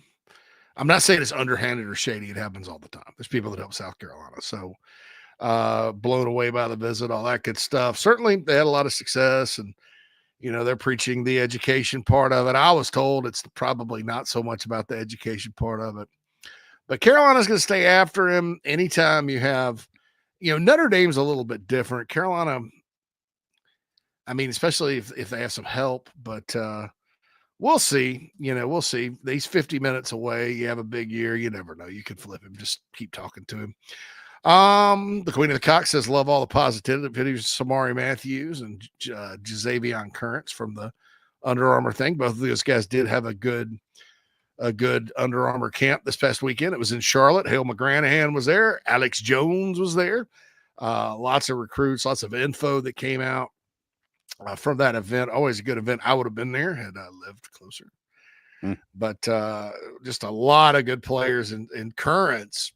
If you look on thebigspur.com, there's video of his performance. There's also a tweet out there from my friend Billy Tucker from ESPN that shows him intercepting a pass that he just tosses the ball back to the quarterback. That's pretty awesome. That's a big freaky guy. With Matthews, he's from Huff. Clemson normally, they kind of gotten guys out of there. Mike Reed's tied in there, but he really likes Torian Gray. I agree with Anna, what she put out on our site. I think I would give a slight edge to Clemson, but it could go either direction with Matthews. I know that's probably not what everybody wants to hear, but that's just kind of the case. Cam Johnson for the game tonight says, not betting against Clayton Jr. at all. No, I'm a believer, bro. I mean, man, that game, Phil. Yeah. That guy was off and Mike's absolutely right. Shut down corner all day. Yeah, right. The football helmet head of me. I remember when Will Muschamp was here and he was talking to Frank Martin. He's like, Dwayne Notice, shut down corner. Probably could have been, Where you got Martin slated? Tight end? Or DN. I was going to say, or edge. That monster. Speaking of Frank Martin's kid probably could have been a really good defensive end. I thought. I told him that one time. I think he got offended. Didn't mean to offend the guy. I would never offend that guy. No. But I was paying the guy Martin's kid a compliment.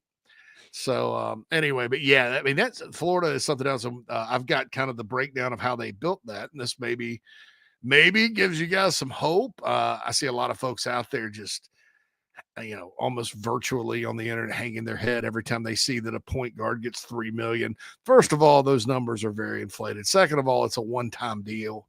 Everybody's going to get a little more now. And third, a lot of, by and large, this information comes from agents, and it's in the agent's best interest to take the highest dollar they hear on the rumor mill possible and put it out. Yeah. Because guess what? The market's this. It's a false market in a lot of ways. And Kirby Smart, who's actually been really smart about this, said the bubble is going to burst. And I believe it is. I believe we'll look back and go, whew, that was a lot. Yeah. Or we're really, as college sports and folks that love college sports, in some trouble, Phil. But anyway, like I said, we're going to continuing on the Nana Sports chat box. Yes, my wife has won the ITG bracket challenge. Yeah, I pulled it up there when we were looking at it. I was like, well, there is no path for anybody to pass Matt because nobody picked Houston. Yeah. And she's above everybody who picked Florida. So there it is. Lance Player said the boys will fall have something up their sleeves this season. We got the athletes, got to put it together. I tend to agree with that about football. Yeah. I think I was a little worried about the football season being overhyped, but I think because of the sheer disappointment in basketball and baseball, everybody's going to be worried and on pins and needles about that Virginia Tech game. Yeah. It's a tough opener, not going to lie, but Cam congratulates Mrs. Sherbert. Craig says, I have no prizes. I just set up the bracket, hit JC up for that one. I'm gonna have to give my wife a prize for winning the bracket. I will. Maybe I'll buy her something to eat or something tonight. Krager says Jelly of the Month Club, and she's like, no grape jelly, but it's the gift that keeps on giving boys the whole year through. Krager goes, apricot pepper jelly works. Queen of the Cock says maybe she can get her Gamecock coffee shipped first. Is that still not come? It's supposed to be out. I talked to the guy last week. I'll check into that, Queen. And she takes a shot at me about not cleaning up after myself. Yeah. Lance says, looks like it was a solid scrimmage and the defense may not fall off a cliff. Yeah, I don't see where it will. There's some people concerned about, the defense not being good, D-tackle. I'll say this right now. Gabriel Brownlow-Dendy had an excellent Saturday. That's what JB was like. He's on the Brownlow-Dendy train. He called him an all-SEC guy. He called it. I'm not willing to go because if I did that and he was merely good and not great, I would hear about it from my lovely members on the Big Spur who I adore. I mean, for years. But I would hear about it for years. Like I could get 137 things right.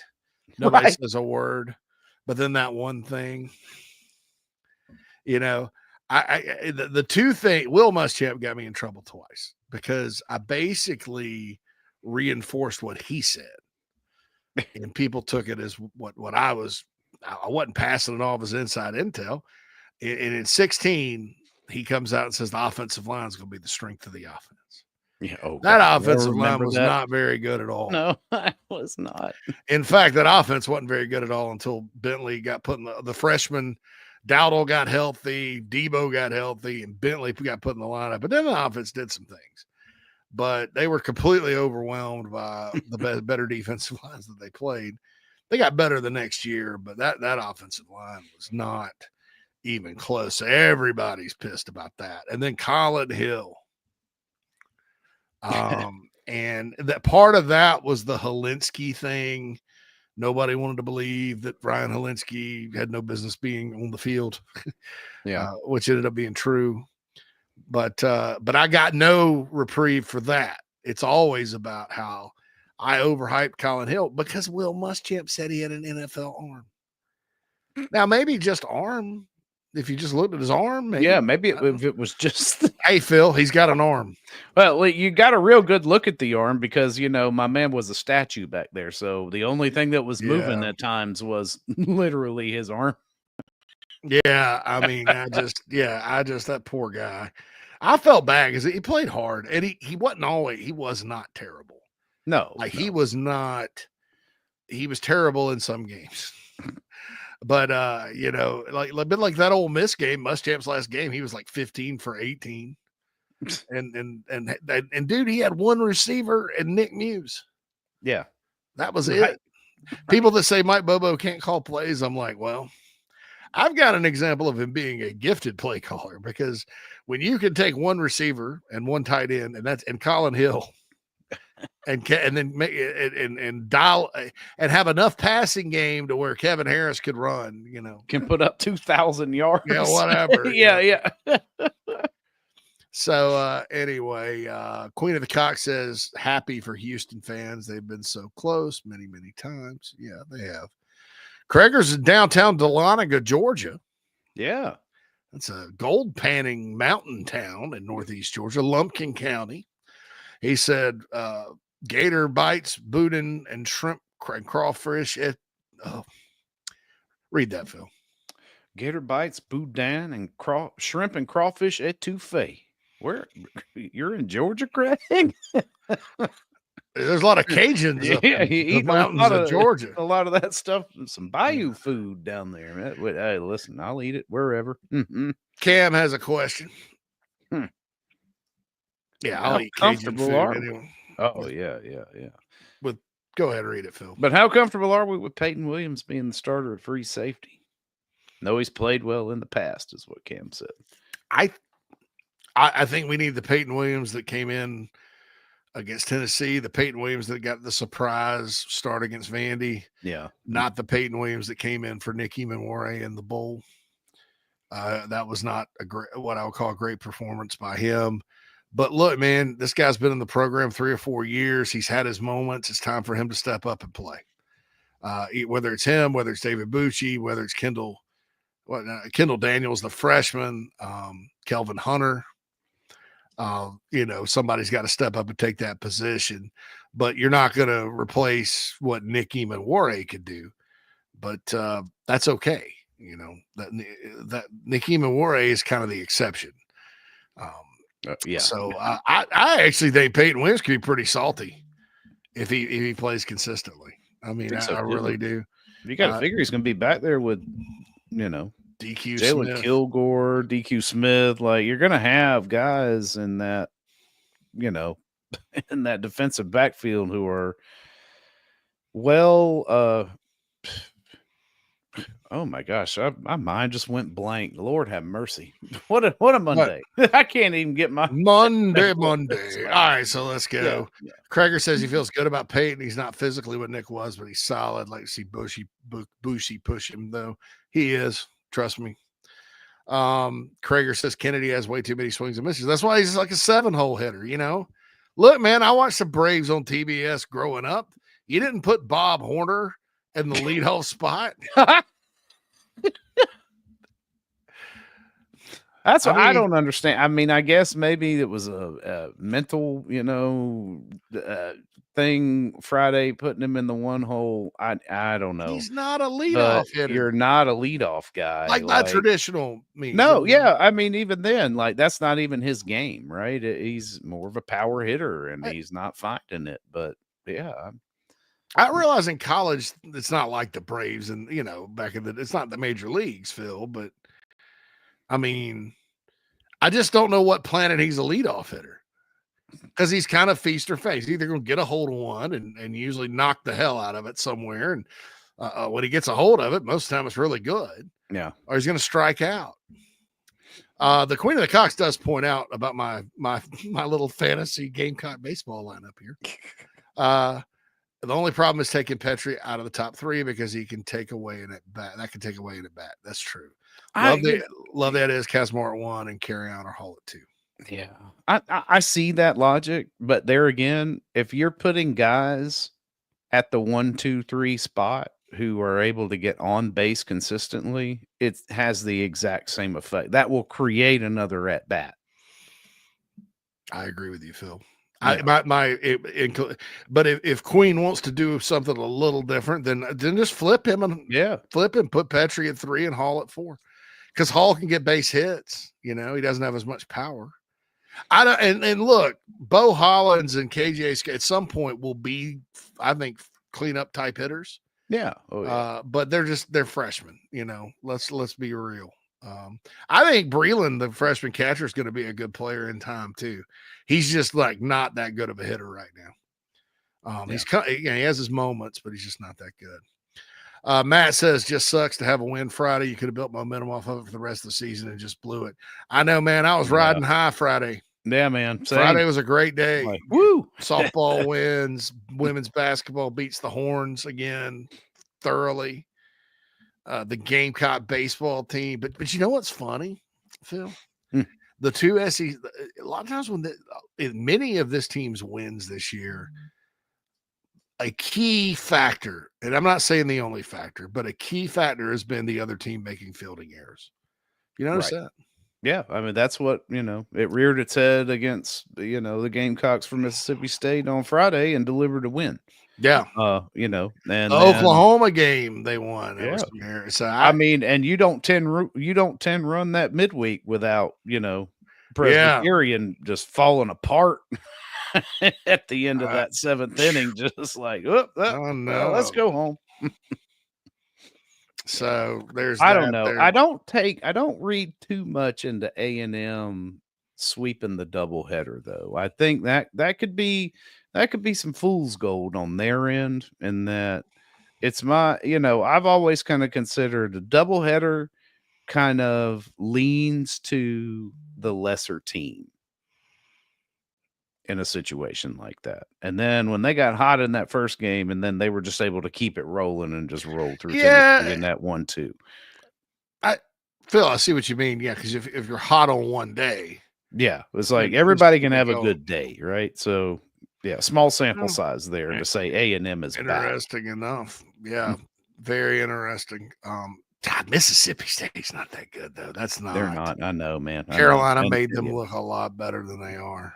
And they look like they were rolling out, the the mid '90s Braves lineup on them yesterday, which they were not.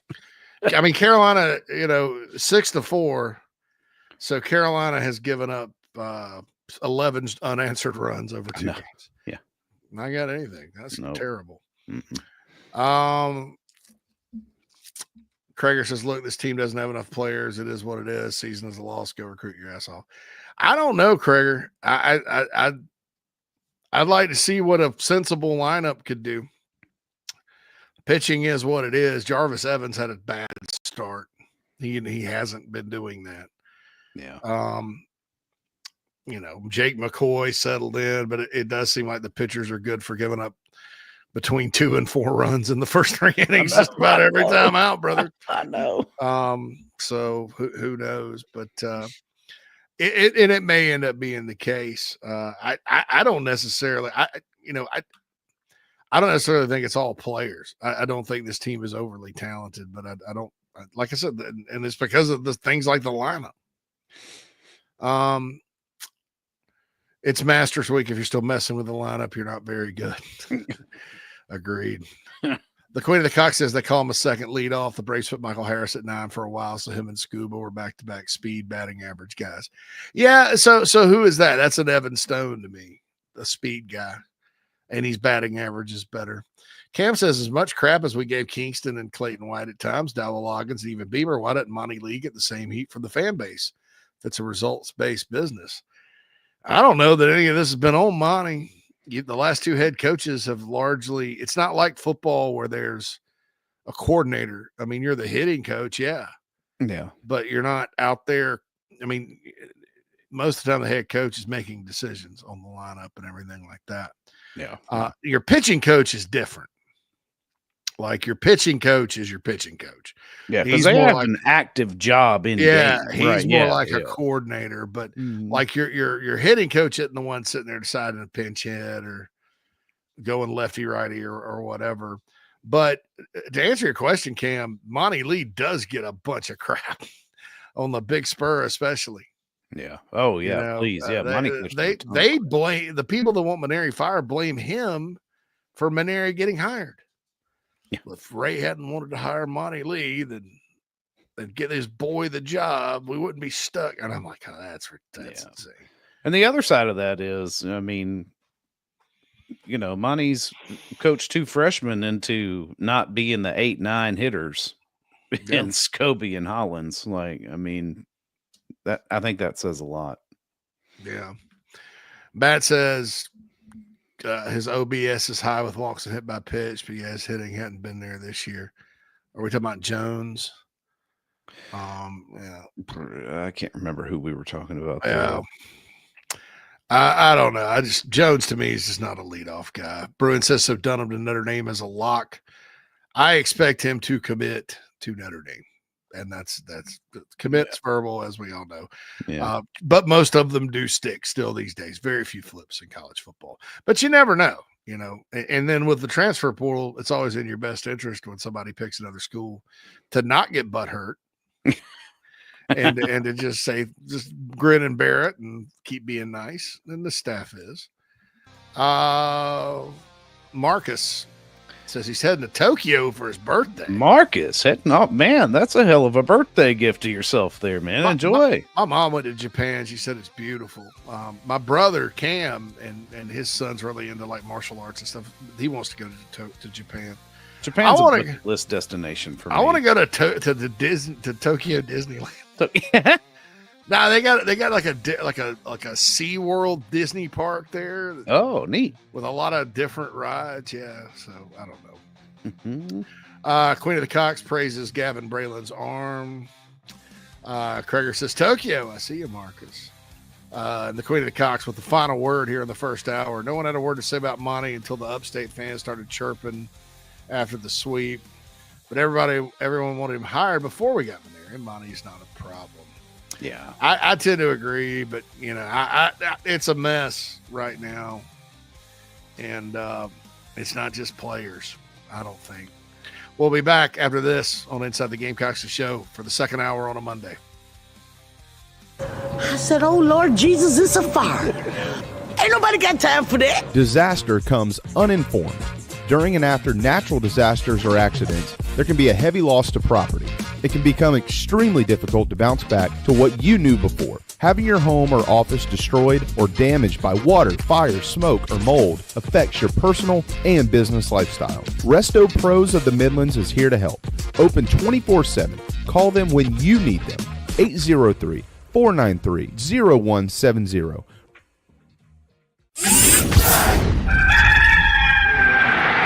Touchdown Brewer. Set up a screen, and it goes to Brewer. 20, 15, 10, 5. Touchdown Brewer, his second of the day. Pitches it to Brewer, turns the corner.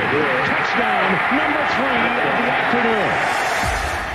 Hey folks, it's Mike Morgan for Ryan Brewer Fence. That's right, you know the former Gamecock legend as a terrific college football player. Well, I know him as that too. I also know him as the guy that runs a great business, one of the best businesses in South Carolina. How do I know that? Well, for one, I'm actually a client of Ryan's. I had my home in Columbia done years ago, and his crew did an outstanding job, just as he does for everybody else. Whether you're in the market for a fence, railings, columns, or anything in between, their craftsmanship, their experience, and service second to none. Ryan Brewer Fence has over 15 years of experience with consultation and installation of residential and commercial fencing and railings. Rest assured your job will be done with an unparalleled level of expertise, and it's done on time, and they do it right the first time. Again, you're not going to do any better than Ryan Brewer. Ryan Brewer Fence. The website is ryanbrewer.net. Set up an appointment today. Tell him Mike sent you.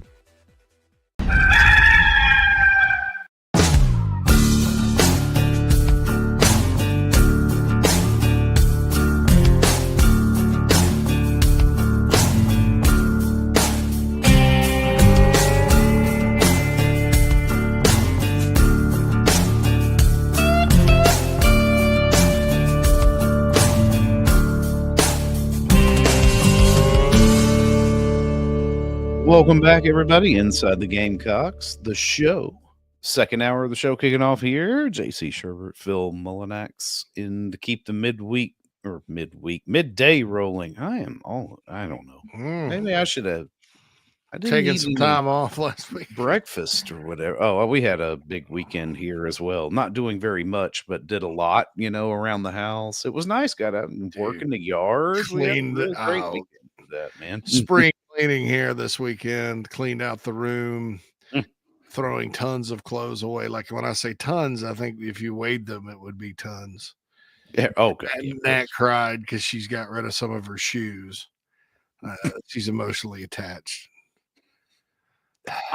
I've reached a point in my life, JC, where I default to throw it away right now. Me too. Like, get rid of it. Just if we're not using, if you haven't touched it, get rid of it. I don't care. Not enough space.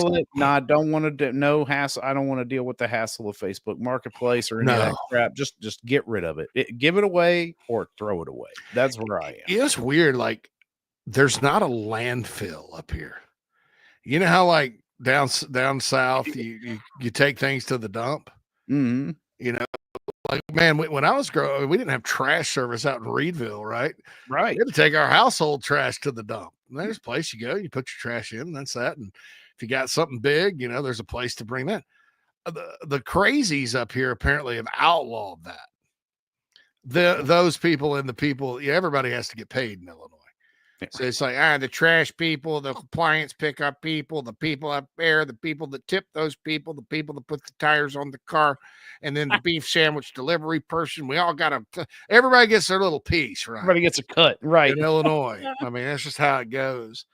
But I can't find a place to take like, some furniture or whatever. And then the normal trash people that we pay every month.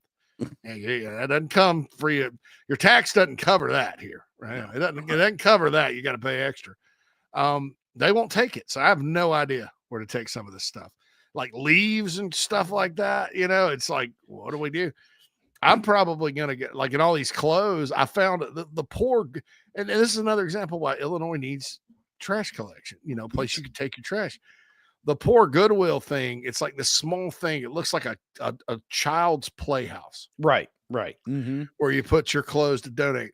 I rolled up there in December in the snow, and it looked like a scene from Titanic.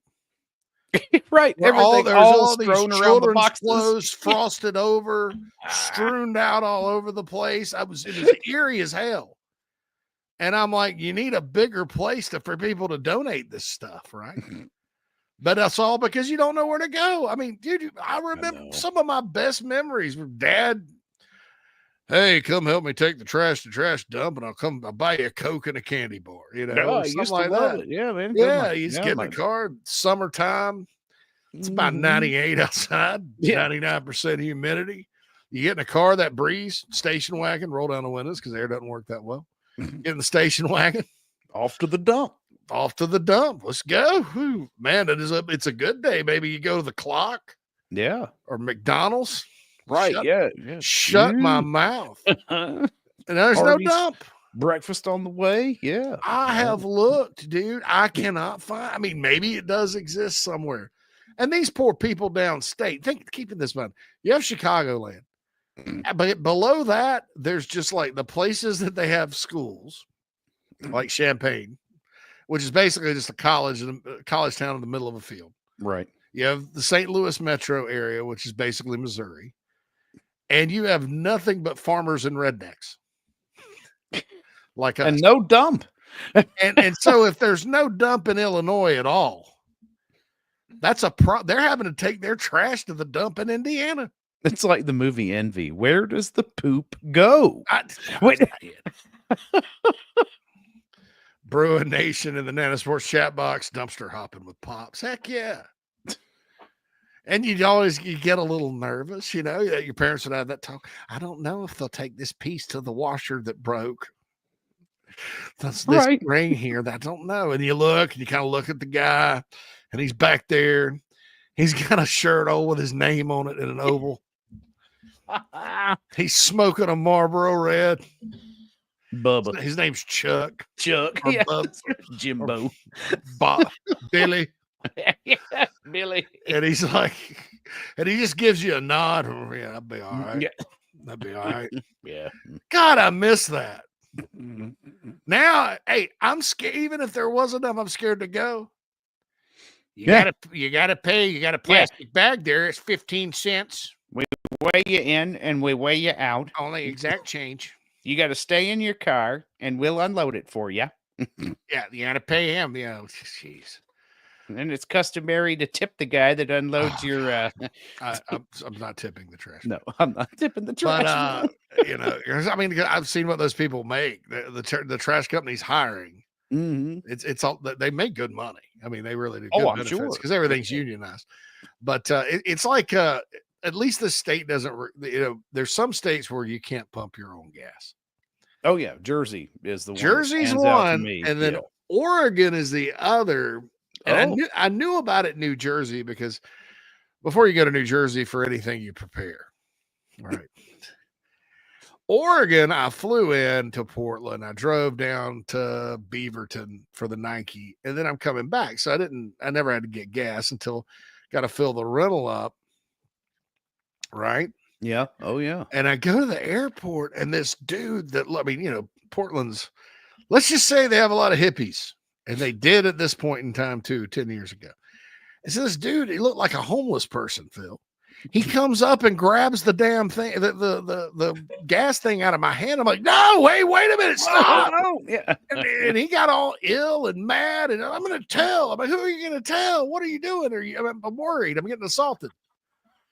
Then I found out the hard way. And I don't mind full service, like when it's an option. But when it's required. Yeah, I don't like feeling compelled to do anything. Exactly. And even when it's something as trivial as pumping gas, you know, it's just like, nah, because we went through Jersey one time on a road trip and I made sure to fill up because we were coming out of New York. So fill up in New York before we got to Jersey. Yeah, it's just, it's crazy. So anyway, didn't mean to get sidetracked there. So the House settlement, just an update from Ross Dellinger, who's all over this.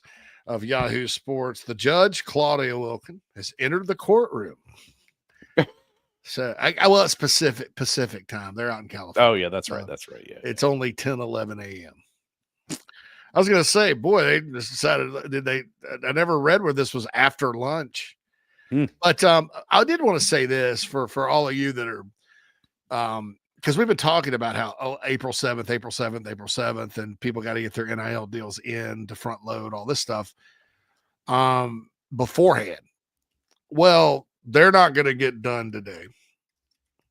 And she just announced, by the way, just now, breaking news here on the show, she will not rule from the bench today. Yeah. And so that extends the time you can front load deals. Because there was never like April 7th. It's whenever they finalize the deal. So I don't know how much that affects Carolina basketball or not. I know with football, it really isn't going to make a difference either way as far as the second portal goes.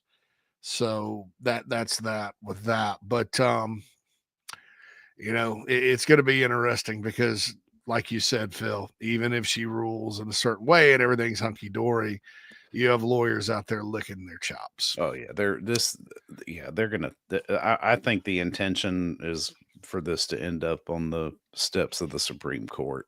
I mean, just because you got both sides, somebody can claim that they've been injured regardless of how this plays out. So it'll get appealed, it'll get this, it'll do that. Yeah, it's not over.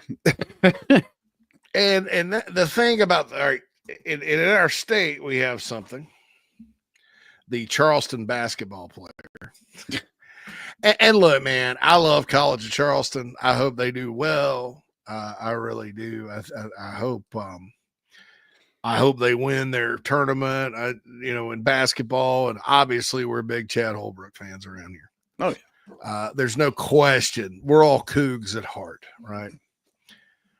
But man, this is a slippery slope if there ever was one. And I talked about this when the Pavia rule came about. Now, as it relates to Rasul Faison at Carolina, I mean, because there's two sides of how I feel about things. Number one, I said this on coffee today. Number one, the overall is this good for college athletics. But as Coach Saban said, the Queen of the Cocks mentions Nick Saban grew up working at a service station in the Nana Sports chat box. I'm not a fan of it personally. It makes me feel lazy. Other people pumping their gas. That was back in the day, though, where it was like, they checked the fluids. And, I mean, it was service. Yeah, choice, right? Oh, yeah, yeah. Mm-hmm. So, so there's the deal there. Anyway, Nick Saban says, well, whatever the rules are, you want to make it work for your team. So if the rules are that JUCOs get extra years, then I'm all for Rasul Faison getting one, right? Yeah. If you're going to play by those rules, how does it benefit you? And I'll say this, largely Shane Beamer and his staff operate that way. These are the new rules. They stay on top of it. Well, how can we make it work for us? And I think by and large they have. But I said this when they gave Pavia another year. I'm like, well, JUCOs are one thing because they're not governed by the NCAA. They're fundamentally a different umbrella. How, if you have rules for your organization, can you go back and say, well, we can retroactively apply rules for clock eligibility based on players that play JUCO, or you can even go NAI, right? Mm-hmm. That are not under our umbrella. How can you apply that? And to me, that's an easy decision. Oh, well, yeah, that makes sense. This cat from College of Charleston has decided that he is, because he came from a Division II school, that he is going to, and I can't get the PDF to pull up, Phil. I'm having the same problem. Like it's just spinning. Why?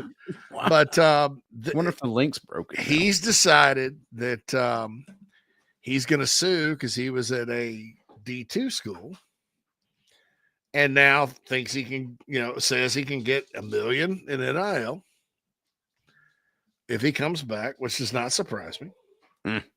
and says, well, that shouldn't have counted because you're depriving. All right. Ante Brozovic. Ante Brozovic? Yeah, I was calling him Ante, like Annie, up the Annie poker game. Brozovic, as I was giving him the itch at the end. Good player. He's from Croatia. All conference, 6'10", 225. So maybe Ante. Who knows? Ante, that may be it. Mm-hmm. He's played 3 years at College of Charleston.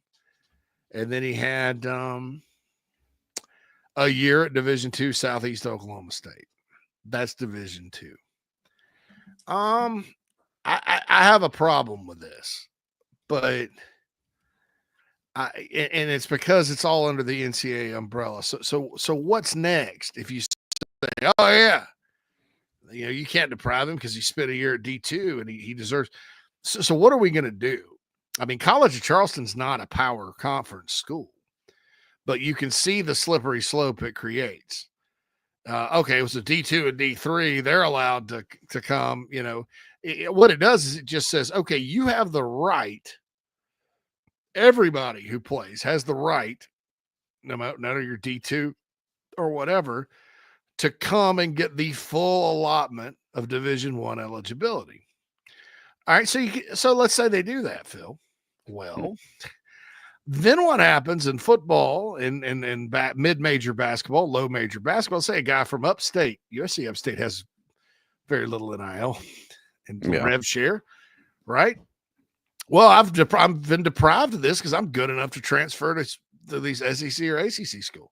Yeah, because somebody wants to pay me, Yeah, right. And then what happens if the rev share thing goes through and the Big East schools are rolling and buying all these players?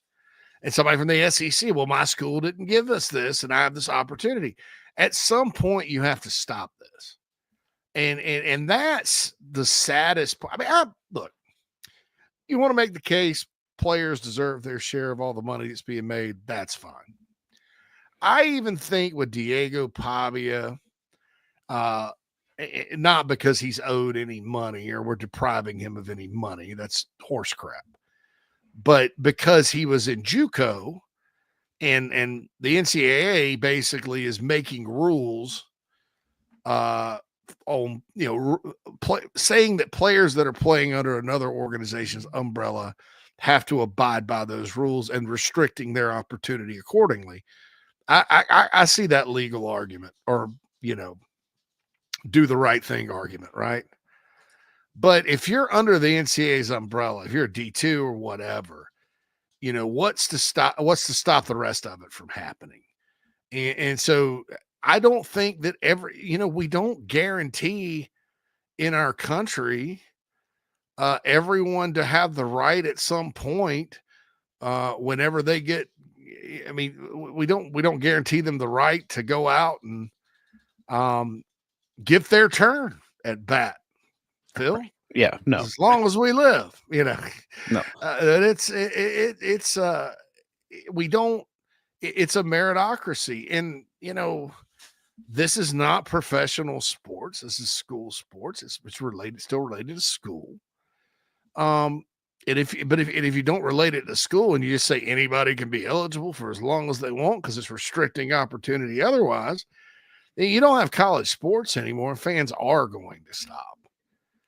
I don't want to sit there and watch a 35-year. I mean, as much as I'd love for Sindarius Thornwell to still be playing at Carolina. I mean, really, yeah, right. I mean, I as much as I would love for all those football players to be back next year, I just when does this stop if you do this? It's interesting. Like in the official complaint, it's like it says, if not granted another year of eligibility, the plaintiff will lose the opportunity to continue playing Division I basketball in the 25-26 season and maximizes NIL earnings, estimated to be a minimum of $1 million for that year. Is he that good? I mean, that's an estimate. Yeah. I mean, now estimated to be a minimum. I know College of Charleston's got some they've done a good job with their NIL. Is he going back to Charleston, or is he getting the portal? Or? Well, he put his name in the portal. So he's officially in the transfer portal. But on the 1st of April, the NCAA formally denied his waiver request. So that's what sparked this legal battle. Because he's played 4 years, not at a junior college, but at a 4-year institution. And you're right, JC. I mean, where does it stop? You know, I mean, because now we see all these jumps from, the FCS, you know, and then why not the group of 5? I mean, hell, I was just playing in the Mountain West for a couple of years, and now I'm officially, at D1, Power 4 school, and now you're harming my ability to earn because I didn't develop fast enough. Yeah, man. I think that you crack that egg with D2, and I think it's bad. Now, look, D3 has no scholarships. Right. They're under the NCAA umbrella. I could say, well, look, man, I didn't have any kind of, I played, but it's voluntary. There's no scholarships. It was just kind of like playing intramurals. We competed against other schools. D3 is not even close to major college athletics. I was good enough. I worked my way up. I need another year. You want to get to that? Yeah, because it's not scholarship. D2 is scholarship. It's just D2. And sure, they don't have the resources, but are we going to base eligibility on, well, you get 5 years, but you have to get it at a school with resources? And you know what that's going to do is deny eligibility or opportunity for guys that can move up, Phil, because what coaches and the people that care about the sport, which in a lot of cases, I'm wondering what some of these people are even thinking, because it's going to take the coaching staffs and the people to say enough's enough. I get it. These are sweet jobs. You make millions of dollars a year. You probably never thought you were. You want to hold on to those jobs. I get it. The pressure is on to win. But at some point, enough's enough, right? Because it's going to happen to you eventually if you don't stop this. So, I mean, what's going to have to happen is if you do that and you start saying, well, everybody gets all the eligibility at all times, coaches are going to start saying, either A, we don't want you, or B, they're just going to start taking, with all this eligibility, guys from other Power 4s and all this other stuff. I mean, you're going to close that door quick. For these folks, to have any shot at all. I think it's absolutely preposterous that an all Coastal Athletic Association player, no matter how good he is, 6'10" guy that can shoot, good player, and an international player at that. You want a waiver for international players because they have trouble earning NIL at times too, depending on their their status, green card status. You won't because there's a difference between having a green card and having a student visa. We found that out with a couple of deals we had to do. You want to talk about that? That's fine. But I think it's absolutely preposterous that this would even be something. This is not a lawsuit for the good of the player. I mean, it is. Obviously, if he can make $1 million, it is. But it's terrible for the game. And I wonder who in the world is looking after the game. Because and who in the world doesn't understand. And I think a lot of this stuff, too, is they kind of are trying to force the issue with collective bargaining and unionization. And the problem with that, Phil, hey, most of these schools are public institutions. And in a ton of states that are diehard caring about college athletics, public sector unions are outlawed. Right. Yeah, you can't. So if you're going to call them employees, I mean, and that gets into a whole political thing. And on that topic, I've said it before, unions in some states are overwhelmingly positive, because of how those states are structured from a business standpoint and the laws and all that. It's not a one size fits all state to state. Different states have different rules. It's America. We choose where we want to live and work. If you don't like the rules in one state, you go to another. Simple as that. Some states are better for some things, some are better for the others. I don't have a problem either way, But this whole notion that some of these states that are, by the way, losing population, want to force the way of doing business on the states that are prosperous and where people are moving sucks. Yeah. It's wrong. And college sports should not be used as an avenue for that. So I'm just, I hope that common sense, comes through, and that you look at the Pavia thing and say, well, JUCO, junior college is different, 2-year schools. They're not governed by the NCAA. They're their own separate body. It's really the JUCO ball is really its own separate thing. And then you say, nah, D2 is 4-year. Sorry. If you have an extenuating circumstance, entree or whatever his name is, right. Yeah. then maybe we can look at that. But you got to file another lawsuit. Not just I went D2, because like I said, once you crack that L, man, that will crack that egg, it's over. Yeah. I mean, because there'll be people suing, and then what? After they get done chewing all that up, they're going to start suing coaches for not playing them. Oh, you sat me on the bench and cost me this and NIL. You robbed me of opportunity. You've caused me significant harm. Right. Yeah. That's going to happen. And then we won't have sports at all. No. And then it'll all, you're going to have to turn it all into ASO soccer. Who's going to want to coach? Yeah. Nobody's going to want to do it. Nobody wants to use their brain on any of this. We live in this victimization culture where everybody's a victim about every single thing. And look, there are very few victims even before the guys were getting paid. Right. Right. My stance has always been do more, right? Do more.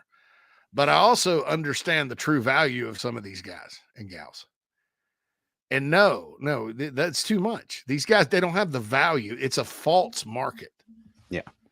That's being driven primarily through a thirst to win. And no rules and guidelines. This is not, it's a bubble.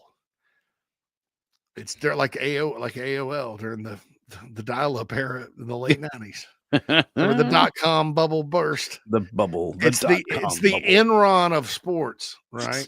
It's the pets.com. Yeah, it's going to be bad. And before we go to break, the Queen of the Cock says South Carolina's drum major from 6 years ago is going to try to come back to the band and file a lawsuit on the basis of this doesn't ever stop. Well, here's the thing. There are no eligibility restrictions for band members. So you could be 30 years old in the band so long as you're enrolled in the school. Yeah. You don't want to open that can of worms. and see, okay, so this class action lawsuit, there are 80,000 claims from players. Because part of this, too, is a settlement where the former players get some money. So there's 80,000 claims, and it's a 2.8 billion. I don't know. Do the math on that, Phil. $2.8 billion.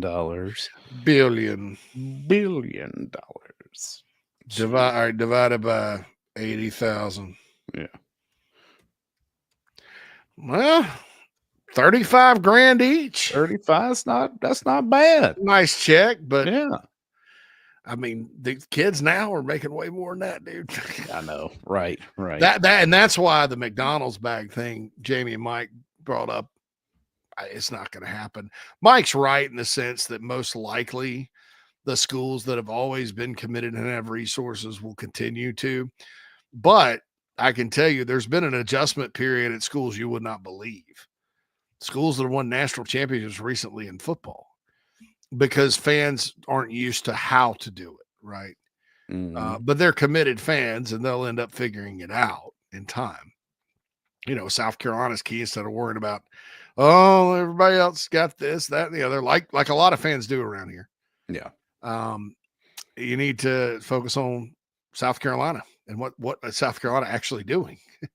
Because that's where it's going to get solved. But I mean, Mike mentioned Texas A&M. Texas A&M right now is pinching pennies on things, which is weird. Texas A&M bought that one recruiting class. You saw how everybody thought they were going to win the national championship. You saw how far they got. Ohio State, we've talked that to death. Who else spends a lot? Texas. They're still about like Texas is normally. Yeah. I'll tell you this right now. Georgia and Alabama are in the same boat Carolina's in. Tennessee got way ahead, and it's helped their basketball team and baseball team, but their football program is not elevated because they got all this NIL money. Their football program is elevated because they finally got a coach that knows what he's doing. Yeah. And that goes a long way. Arkansas and Kentucky had all this money for football. No, they don't. He's I don't know. Southern Cal. Bro, they were going to be the NIL kings. They're just taking guys from all over the place. Second portal window, Jordan Addison, don't care. Come on, Caleb Williams' dad, call him up. Where's that gotten them? There are some programs that you would think would be all over this new era that are struggling. Meanwhile, Ole Miss, South Carolina, and Missouri, they're better. Yeah. That's football, though. Football's special. Basketball and baseball, yeah. But, like Whittle mentioned, there's baseball teams paying $4 million. Yeah, that's going away. Yeah. They're going to be like, hey, you got full scholarships now. And what they'll do, they'll just take, the players that could have gone to the minor leagues will just go on to the minor leagues and get paid. Mm-hmm. That's baseball's easy to fix. You're just not going to be able to hold on to some of these guys like A&M has. But well, and here's the thing: you start opening up these cans of worms, you could end up with some sort of situation that your tuition to school could be considered part of your rev share agreement because those funds are now coming from the university. Yep. So that could reduce what it is you're paying out. Like, there are extremes to these things that people aren't necessarily thinking about could be how this ends up. But the broad nature of the outcomes that are available here coming when you start going down the legal route could end up with a situation that a lot of people are pissed off on. Exactly. That gives smaller schools a leg up because they have lower tuitions, and if you're giving out scholarships to and heaven forbid they start even considering then in-state, out-of-state. There's a whole can of worms here where all of your rev share for your ability to go there could be offsetting your tuition, your scholarship itself. Fair. Who's to say that's not the way it needs to be? Phil, you got a good point. It's kind of funny. The same people politically that are pushing for this are also the same people that will tell you to forgive student loans. They're also the same people that are horrified whenever you mention, hey, college education isn't what it used to be. Because you have a massive amount of people that have graduated from college in the last 10 years that have no discernible skills and no job prospects at all. What's more favorable in this economy, a 2-year certification or a 4-year liberal arts degree? No doubt. Meanwhile, we don't have enough electricians have too much work. It took the daggum internet guy 2 days to get out here. There's a lot of opportunity there, but a huge backlog. So these same people that sit there and preach college, and despise anything else are the same people that that look at the scholarship that the 98% of the student athletes need and use to have a better life because they're not going pro. They look at that as something worthless, like monopoly money. Yeah, it's ridiculous. There's value in everything, and I believe players. I love the House settlement. I think it's perfect. It solves the pay to play NIL $1 million for a tweet thing. It's under the scope of education. It's a fair amount for every team. I think relative to the revenue they bring in, you learn a little something about business. I don't think they could have done any better. And it's not restrictive because if you're actually getting legit NIL, Phil, you can. Yeah. Nobody's stopping that. It's just got to be legit. Yeah, it's fair market value. Pass it around. Yeah, the people that sue to take that out, they're literally saying we want unlimited payment of players, which you can't do in sports. No, I guess you can in Major League Baseball. The one pro sports league with an antitrust exemption. That's right. Right. Yeah. I have an antitrust exemption, Phil. We should have. Yeah, we should. But anyway, want to remind everybody about Nana's Porch Pimento Cheese. They, of course, sponsored the chat box. Nana's Porch Pimento Cheese.com. It's the best pimento cheese you'll ever have. Melts in your mouth, not in your hand. Chris is a great Gamecock. Nana's Porch also caters. The food is so delicious. And he's such a great guy. Just a great person. I've enjoyed getting to know him through the years. Been a sponsor since day one on Inside the Gamecocks. So I want to direct everybody to nanasporch.com to take advantage of their tasty products. We'll be back to wrap up the Monday show after this. Remarkable, 5-star, sensational. These are just some of the terms used to describe nationally renowned chef William Turner out of Scottsdale, Arizona. Originally from Georgetown, South Carolina, and a diehard Gamecocks fan, Chef Will made his way out west and has served parties from every state and many countries from across the globe. If you're in Arizona or have plans elsewhere, visit chefwilliamturner.com to inquire about private events and more. From MLB to NFL, the chef has served everyone. He's won all the awards, done all the press. There's a reason for that. Food from every culture, all of it first class. ChefWilliamTurner.com and Chef Will Turner on socials. You won't believe what you see. You really won't believe how it tastes. Charleston Fitness Equipment is keeping South Carolina in shape. Clients have come from all over the Palmetto State to find that one piece of equipment that they enjoy that keeps them looking and feeling good. Whether it's a home rower, treadmill, elliptical, free weights, a home gym, or something else, Charleston Fitness Equipment keeps the mirror smiling back at you. Get in shape like the Gamecocks do. Visit charlestonfitnessequipment.com. Gamecock owned and operated and proud partners of Inside the Gamecocks, The Show. We got started in 1979. Because we're a manufacturer, we're able to control our costs. That's why we like to manufacture as much of the product as we can, because in our factory stores we can offer a competitive edge over other people around the country. When people come into one of our Palm Casuals, it's like they're buying their car at Detroit. They're going right to the factory and buying their car. 30-day money-back guarantee. That's a big deal with us. I mean, we give 30 days to do anything. I mean, return it, change it, get a different color, get your money back. When you pull into a store and it says Palm Casual, you know you're at a factory store.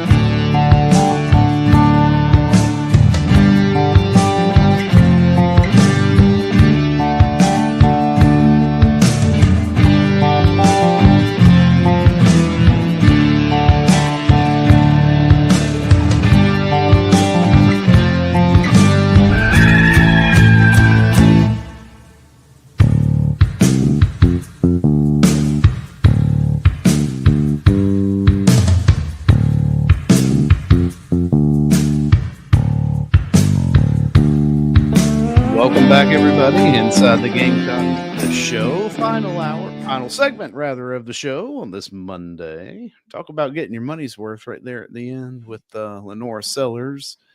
Looks like to be a pretty good investment for the Carolina Gamecocks as we move into football season. Mm-hmm. Absolutely. We didn't hear much coming out of spring on Mr. Sellers out of this first scrimmage, but I wasn't necessarily expecting to. I heard he played 2 or 3 series. Looked like Lenora Sellers. Yeah, I caught that reading the Big Spur today. Looked like Lenora Sellers. I was like, I don't. Yeah, look, I'm not. Just don't get him hurt. Yeah, right. I mean, that's all the thing. Lance Player from the Nana Sports chat box, Latte Lance, says, all I know is Mason Love can kick it a country mile. If push comes to shove, put him on the 50 and let him put it through the uprights. And Love, I trust. Mason Love is Lance's new favorite player. Now, I will say, like JB heard, I heard he kicked the crap out of the ball. Yeah. Which is good. That's what he was recruited for, is to be a punter. But if you have to use him at kicker and use him at both, use him at both. You play the best. They'll play the best one, dude. I mean, we're talking about Joe DeCamillis and Shane Beamer. Right. Yeah. You can trust whoever's out there when it's time. It's their best option. It's the best option to go with. Their best option. So I'm not, not worried about. But I mean, is their best going to be good enough? That's always the question. Yeah. And all this offseason talk is largely, and I try to get people thinking this way, but they don't. Which is fine too. You can think I'm not going to tell anybody how to think, but how I would view if I were out there consuming off-season content in football, I would look at it as, because that's what we're looking at it as when we report it. Yeah. We're trying to, now Jamie took it a step further and said, Gabriel Brownlow-Dendy, all SEC. I trust Jamie. And I trust who we've talked to about the kid, and he's looking good. I wouldn't go all SEC right now, but I may in time. For the reasons I stated. But, what I'm reporting and looking for and talking about largely is, when I say somebody looks good at practice, who is going to be in the top 22 for the Gamecocks or top 44? Who's going to be in the 2 deep? Yeah. And without looking side by side at other teams and saying this is how it's a big guessing game. Now you can guess right to a certain extent. You used to be able to do it a lot better because of before the transfer portal. But I mean, you got so many new players. Who knows? I mean, last year's team was very tight and together and played together. And when adversity hit, they responded well. Yeah. These guys may end up hating each other. Who knows? There's no signs. No, right. But you really don't know. It's like a relationship, They say when I was in the dating world, they said after you're dating somebody about 6 weeks, they can kind of put on an act. But after about 6 weeks, you get to know kind of who they're. That's when that's when you hear the first flatulation or the first burp. Or she says she's got to go poo. Yeah, that's right. Yeah, the bathroom trip. That's when you hear that, and that's when the ugliness starts to come. You can hold it together. Sometimes it's not 6 weeks. Sometimes it's just is what it is. But but it's the same way. It's the same way when you're talking about a team being together. You got to give it time. Probably 6 months, I would think.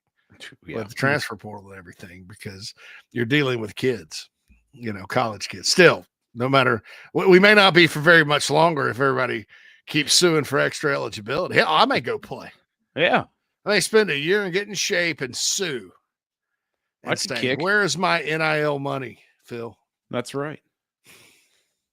I still have all my eligibility left so far as I'm concerned. So yeah, let's go. Update from Ross Dellinger. She said it's obvious Wilkins' biggest issue with the settlement is that it incorporates future athletes not in college. This judge also thought the SEC was the Securities and Exchange Commission. I think it was 99% sure it was her. I read that somewhere. 95%.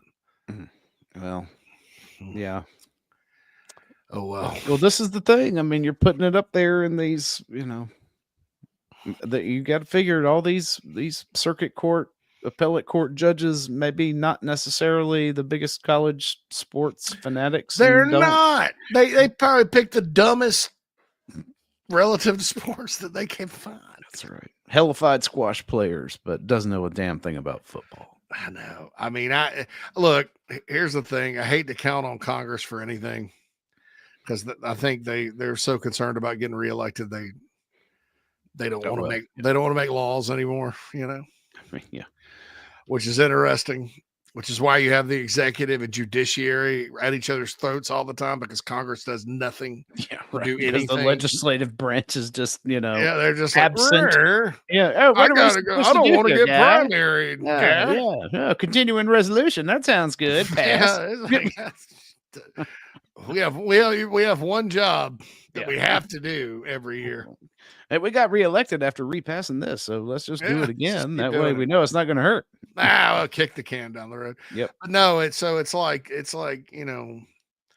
Congress is going to have to make a law that hopefully Trump, because hopefully we don't have to wait 3 more years to get it done. But they're going to have to pass a law like Shane Beamer asked, codify this. Yeah. It just make it okay. College sports is a uniquely American thing. There is money. We agree players need to get paid, and they need to be able to earn outside income. That's all the lawsuits were ever about. Not about can boosters funnel a bunch of money into quote unquote NIL and the skyrockets all the payment. They're not worth that much. I'll just be honest. No offense to any players. Right. You're not worth that much money. Okay. You're not pros. It's college sports. It's still developmental. And this whole circular argument, Phil, the whole argument is that it's an unfair minor league. It's basically the minor league. And, if I can't play college ball, then you're keeping me from earning money in the NFL. Right. So that's why they can't tell the good players just to go jump. Right. Well, you've got a monopoly on the minor league. A monopoly. Monopoly. Yet you're saying, it's crazy. Well, what organization is trying to compete with the NCAA? I mean, has somebody tried? Football, they could break something off from a governance standpoint. I mean, who wants to be in the charge NAIA, of governing, brother? Yeah. Well, yeah. There you go. I mean, you can go NAIA, man. Anyway, so back to Gamecock football. Since they're going to punt again, they're going to kick this can down the road a few days. We'll get back into the house settlement stuff. I do think that it's ridiculous, absolutely ridiculous that the College of Charleston basketball player is suing. I think it opens up a ton of. It was a big can of worms. Well, one of the craziest things about this is, JC, where do some of these guys from mid-major programs or even, power programs who aren't good enough to be in the NBA, where do they go play to make money? Overseas. Yeah. Europe. China. Go back. I mean, right. Turkey. Mike Morgan talks about that all the time. And then you're over in Turkey. Turkey, yeah, that's over. Right. You spend a year in the G League, and next thing you know, you're in Turkey. By the way, Mike Morgan got to hang out with John Daly and Lawrence Taylor this past week. Saw a couple of shots there. Dude, John Daly and Lawrence Taylor, that would be hilarious. What a combination. Boy, that would have been 3 days and 40 nights over one weekend back in the day. The Queen of the Cocks rolls through with why do those dating shows my wife makes me watch are always 7 weeks worth of dating. Probably. Well, have you ever noticed some of them want to kill each other by the end because the truth comes out? That's right. They're like, as soon as the phones get back in the hands, yeah, give it one more week, baby. That's what I can't. I call it who you are. The pod people. I don't watch I can't stand the pod people. What is it? Love is Blind. That's the one. Oh my God. That's okay. Yeah, get over yourselves. Those aren't real people. No. Those are people that if they weren't on that show, and that's their claim to fame, they would be what we call barflies. They'd be like in the bar flying around trying to, the women would be looking to hook a dude that, has money. And the dudes would be looking to score with as many women as possible. Yeah. Because they had no substance in their life at all. No. It's like the Real Housewives offshoots and stuff like that. My God. Same thing. Like the same people that thought that was good programming are the same people running college football now. Right. Right. Hey, yeah. I call up the Big Ten and let's get Maryland and Rutgers in the Big Ten and in the 2 LA schools. Yeah. I gotta go. I got I got the Real Housewives conference call at 6. You know who's not well represented? It's here's what we need. The Real Housewives of St. Louis. Because the Midwest doesn't have enough representation on television. At least from a reality TV standpoint. I don't know. It's crazy. Because the other one we watch is and this one I half pay attention to because it's in our own state, but Southern Charm, right? Like some of the people who have been on Southern Charm over the years are precisely what you just said, JC. These are Charleston barflies. They go down there and hang out in these ritzy bars at halls. They're down there, you know, trolling halls on King Street. Looking for their next bit. There's some Gamecocks that were on that show that I could appreciate, regardless of my opinion of the show. Yeah. That said, it's interesting. I've got a little bit of a connection to that show too that I won't even mention because it's not anyway. But yeah, so the dating shows and all that good stuff. So hopefully we don't see any bad signs from the Gamecock camaraderie wise. Lance player, Lahu Lance, Latte Lance. Rasul Faison is just what we needed at running back. He and Oscar are older guys with confidence that you can rely on when the going gets tough. Yeah, what I want to see out of Attaway, I want the Attaway that ran hard between the tackles between Clemson and Illinois and continued to catch the ball. I want that guy all the time, which honestly, Phil, the better the blocking is, the more I think we'll see that guy. I mean, we forget Rocket Sanders, 15 carries for 33 yards against Oklahoma. Poor guy was just getting rocked because there was no blocking. They were getting dominated up front. So, So I agree with you there. Ross Dellinger has another update. NCAA lawyer Rakesh Kilaru tells the judge that third-party NIL will be opened up more under the settlement than now. Though NIL transactions will generally be permitted, he said a set of associated entities offering NIL compensation will get further scrutiny with the clearinghouse. That means that the collectives are going to get scrutiny. Yeah. Which I think is fair. Don't you? Yeah. I mean, if what you're trying to avoid is pay for play, right now, the biggest vehicle to do that are the collectives. And while they were necessary to start things at this point, I don't know if I'll put it this way, JC. I could see where these collectives right now could be brought in-house as a department that is actually the school's clearinghouse. That essentially is just making sure that the test for the thing is good. You know, it's like, okay, this passes muster and we'll get through the national clearinghouse. So yes, you can do this deal.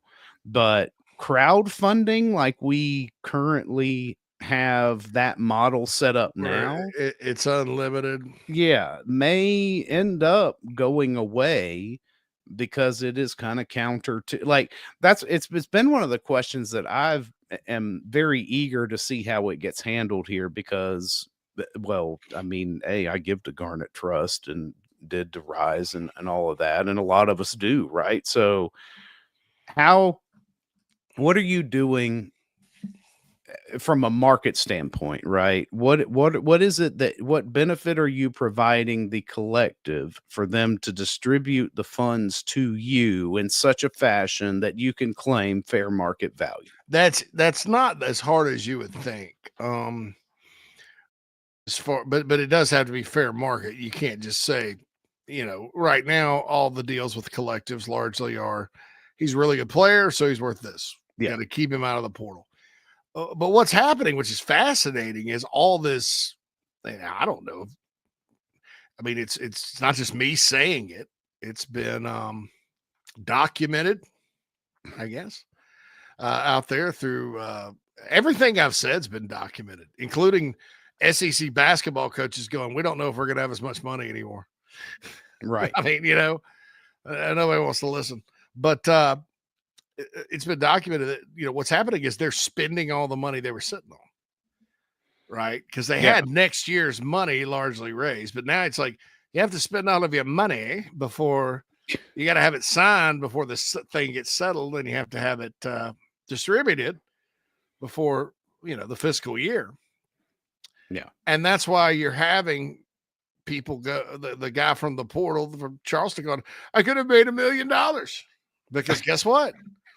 They got money to spend. Are they going to have it next year? No. Yeah, right. And what happens? You're not going to be able to, Yeah. What happens with the leftover money? Are they going to have to give it back, or are they going to give it to the university? There's a couple of things. There's the booster money. I don't know. That's why I think most are zeroing it out. What you always can do, Phil, is you could go redo. All right. So in other words, football, you have 85 guys, all of them just have deals. You can redo it and say, okay, instead of paying you out of rev share from July 1st on, we're going to pay you like right now. Yeah. And if you walk with the money, that just makes you a bad person. Nan and boo boo. I hope that you have to go poo during your wedding, get diarrhea. But we're going to pay it to you now. And then you can move money around. What's going to happen moving forward? Like with Garnet Trust, there's memberships and things like that, because membership money is not booster money. Right. You are purchasing a membership and you get things of value for being a member. And then you take those funds and you turn around and you set up things like with 1801 Media, the players go on and get interviewed. Well, they get paid for that. It's a way to kind of, and then Garnet Trust has business partners, and then you can promote the collective yourself, and you can promote the Gamecock Club. There's all these promotional opportunities that you can do. The NIL money coming, because the rev share is NIL money. What that money's for is you're making millions of dollars, billions in some cases, off of television. Well, you pay your actors, don't you? The cast of Seinfeld famously got $1 million an episode, right? Because you would never not pay your performers. Right. The director may get a little more or whatever. And, you don't do a concert for free. People are buying tickets, right? Those t-shirts you buy at the concerts. I have a Garth Brooks t-shirt I bought. Too small for me now. When I was wandering around because I didn't want to listen to the Trisha Yearwood portion of the show. Right. In Greenville. I got a t-shirt. Did we just not pay Garth for that? Yeah. No. So that's what the rev share is for. This stuff where you go out and you promote the Gamecock Club, or you promote this, or you do an interview here, or you sign some footballs. That's all what you can do over and above. And you use the money that you raise from the fans through memberships to do that. Now, the collective part of it before was you could take donations, right? Right. Yeah. And so you would get these big checks to cover things. Now it's got like we started it, Carolina Rise, small dollar donations, and those add up and they give resources. And then the third part of that is you have outside and just legit outside NIL, where a guy's agent goes and cuts a deal with Hey Dude Shoes, though I hate to mention them because they still spam me with emails and texts. So there's that. You hear it with the baseball team, like with Ariat Boots, right? That's a good example, right? That was a broker deal, obviously, and is legitimate, marketing for Ariat and NIL money, that would pass muster for the free market side of things. Yeah. I guess Clemson had a cornerback hit the portal, he said. Tavoy Fagan played 11 snaps last year. Redshirt freshman. Never heard of her. Never heard of her. So there's some breaking news as we wrap up today on Inside the Gamecocks The Show. I forgot to mention a sponsor on our way out 2 times ago. So Thank you to D's Wings, West Columbia. Thank you to Ryan Brewer Fence. Thank you for Resto Pro of the Midlands, the Barn Co.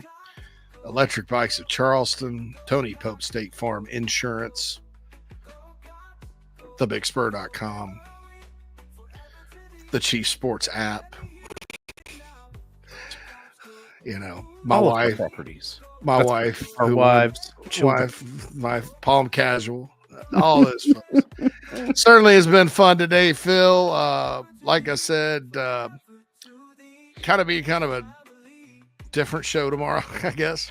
Yeah, we'll see what we can put together here in the to put some content together. But but I'll be back as soon as possible. I don't think I'll miss very much, but because we do the crosstalk and stuff, and I didn't want to put like people on hold. Like you play that one song you can play the clown song like 16 times. Just keep running the clown. Whoa. Oh man. People listening back on YouTube, they would kill us. Yeah, they would. Anyway, get us out of here, Phil, for a Monday. That's right. Appreciate y'all spending the first day of the week here, Manic Monday, with us. Tomorrow, of course, the morning show opens up with more Mike Morgan. And we'll also bring in, I believe, Alex Jones, because it is time for the pride of Hampton County to come back to the morning show. Like JC said, we'll figure something out for tomorrow. More than likely going to have Matt Anderson, the late night Gamecock, to here check in on the basketball season after we have a national championship crown tonight. But for JC, I'm Phil, and hope everybody here has a great Monday evening. Go Cox.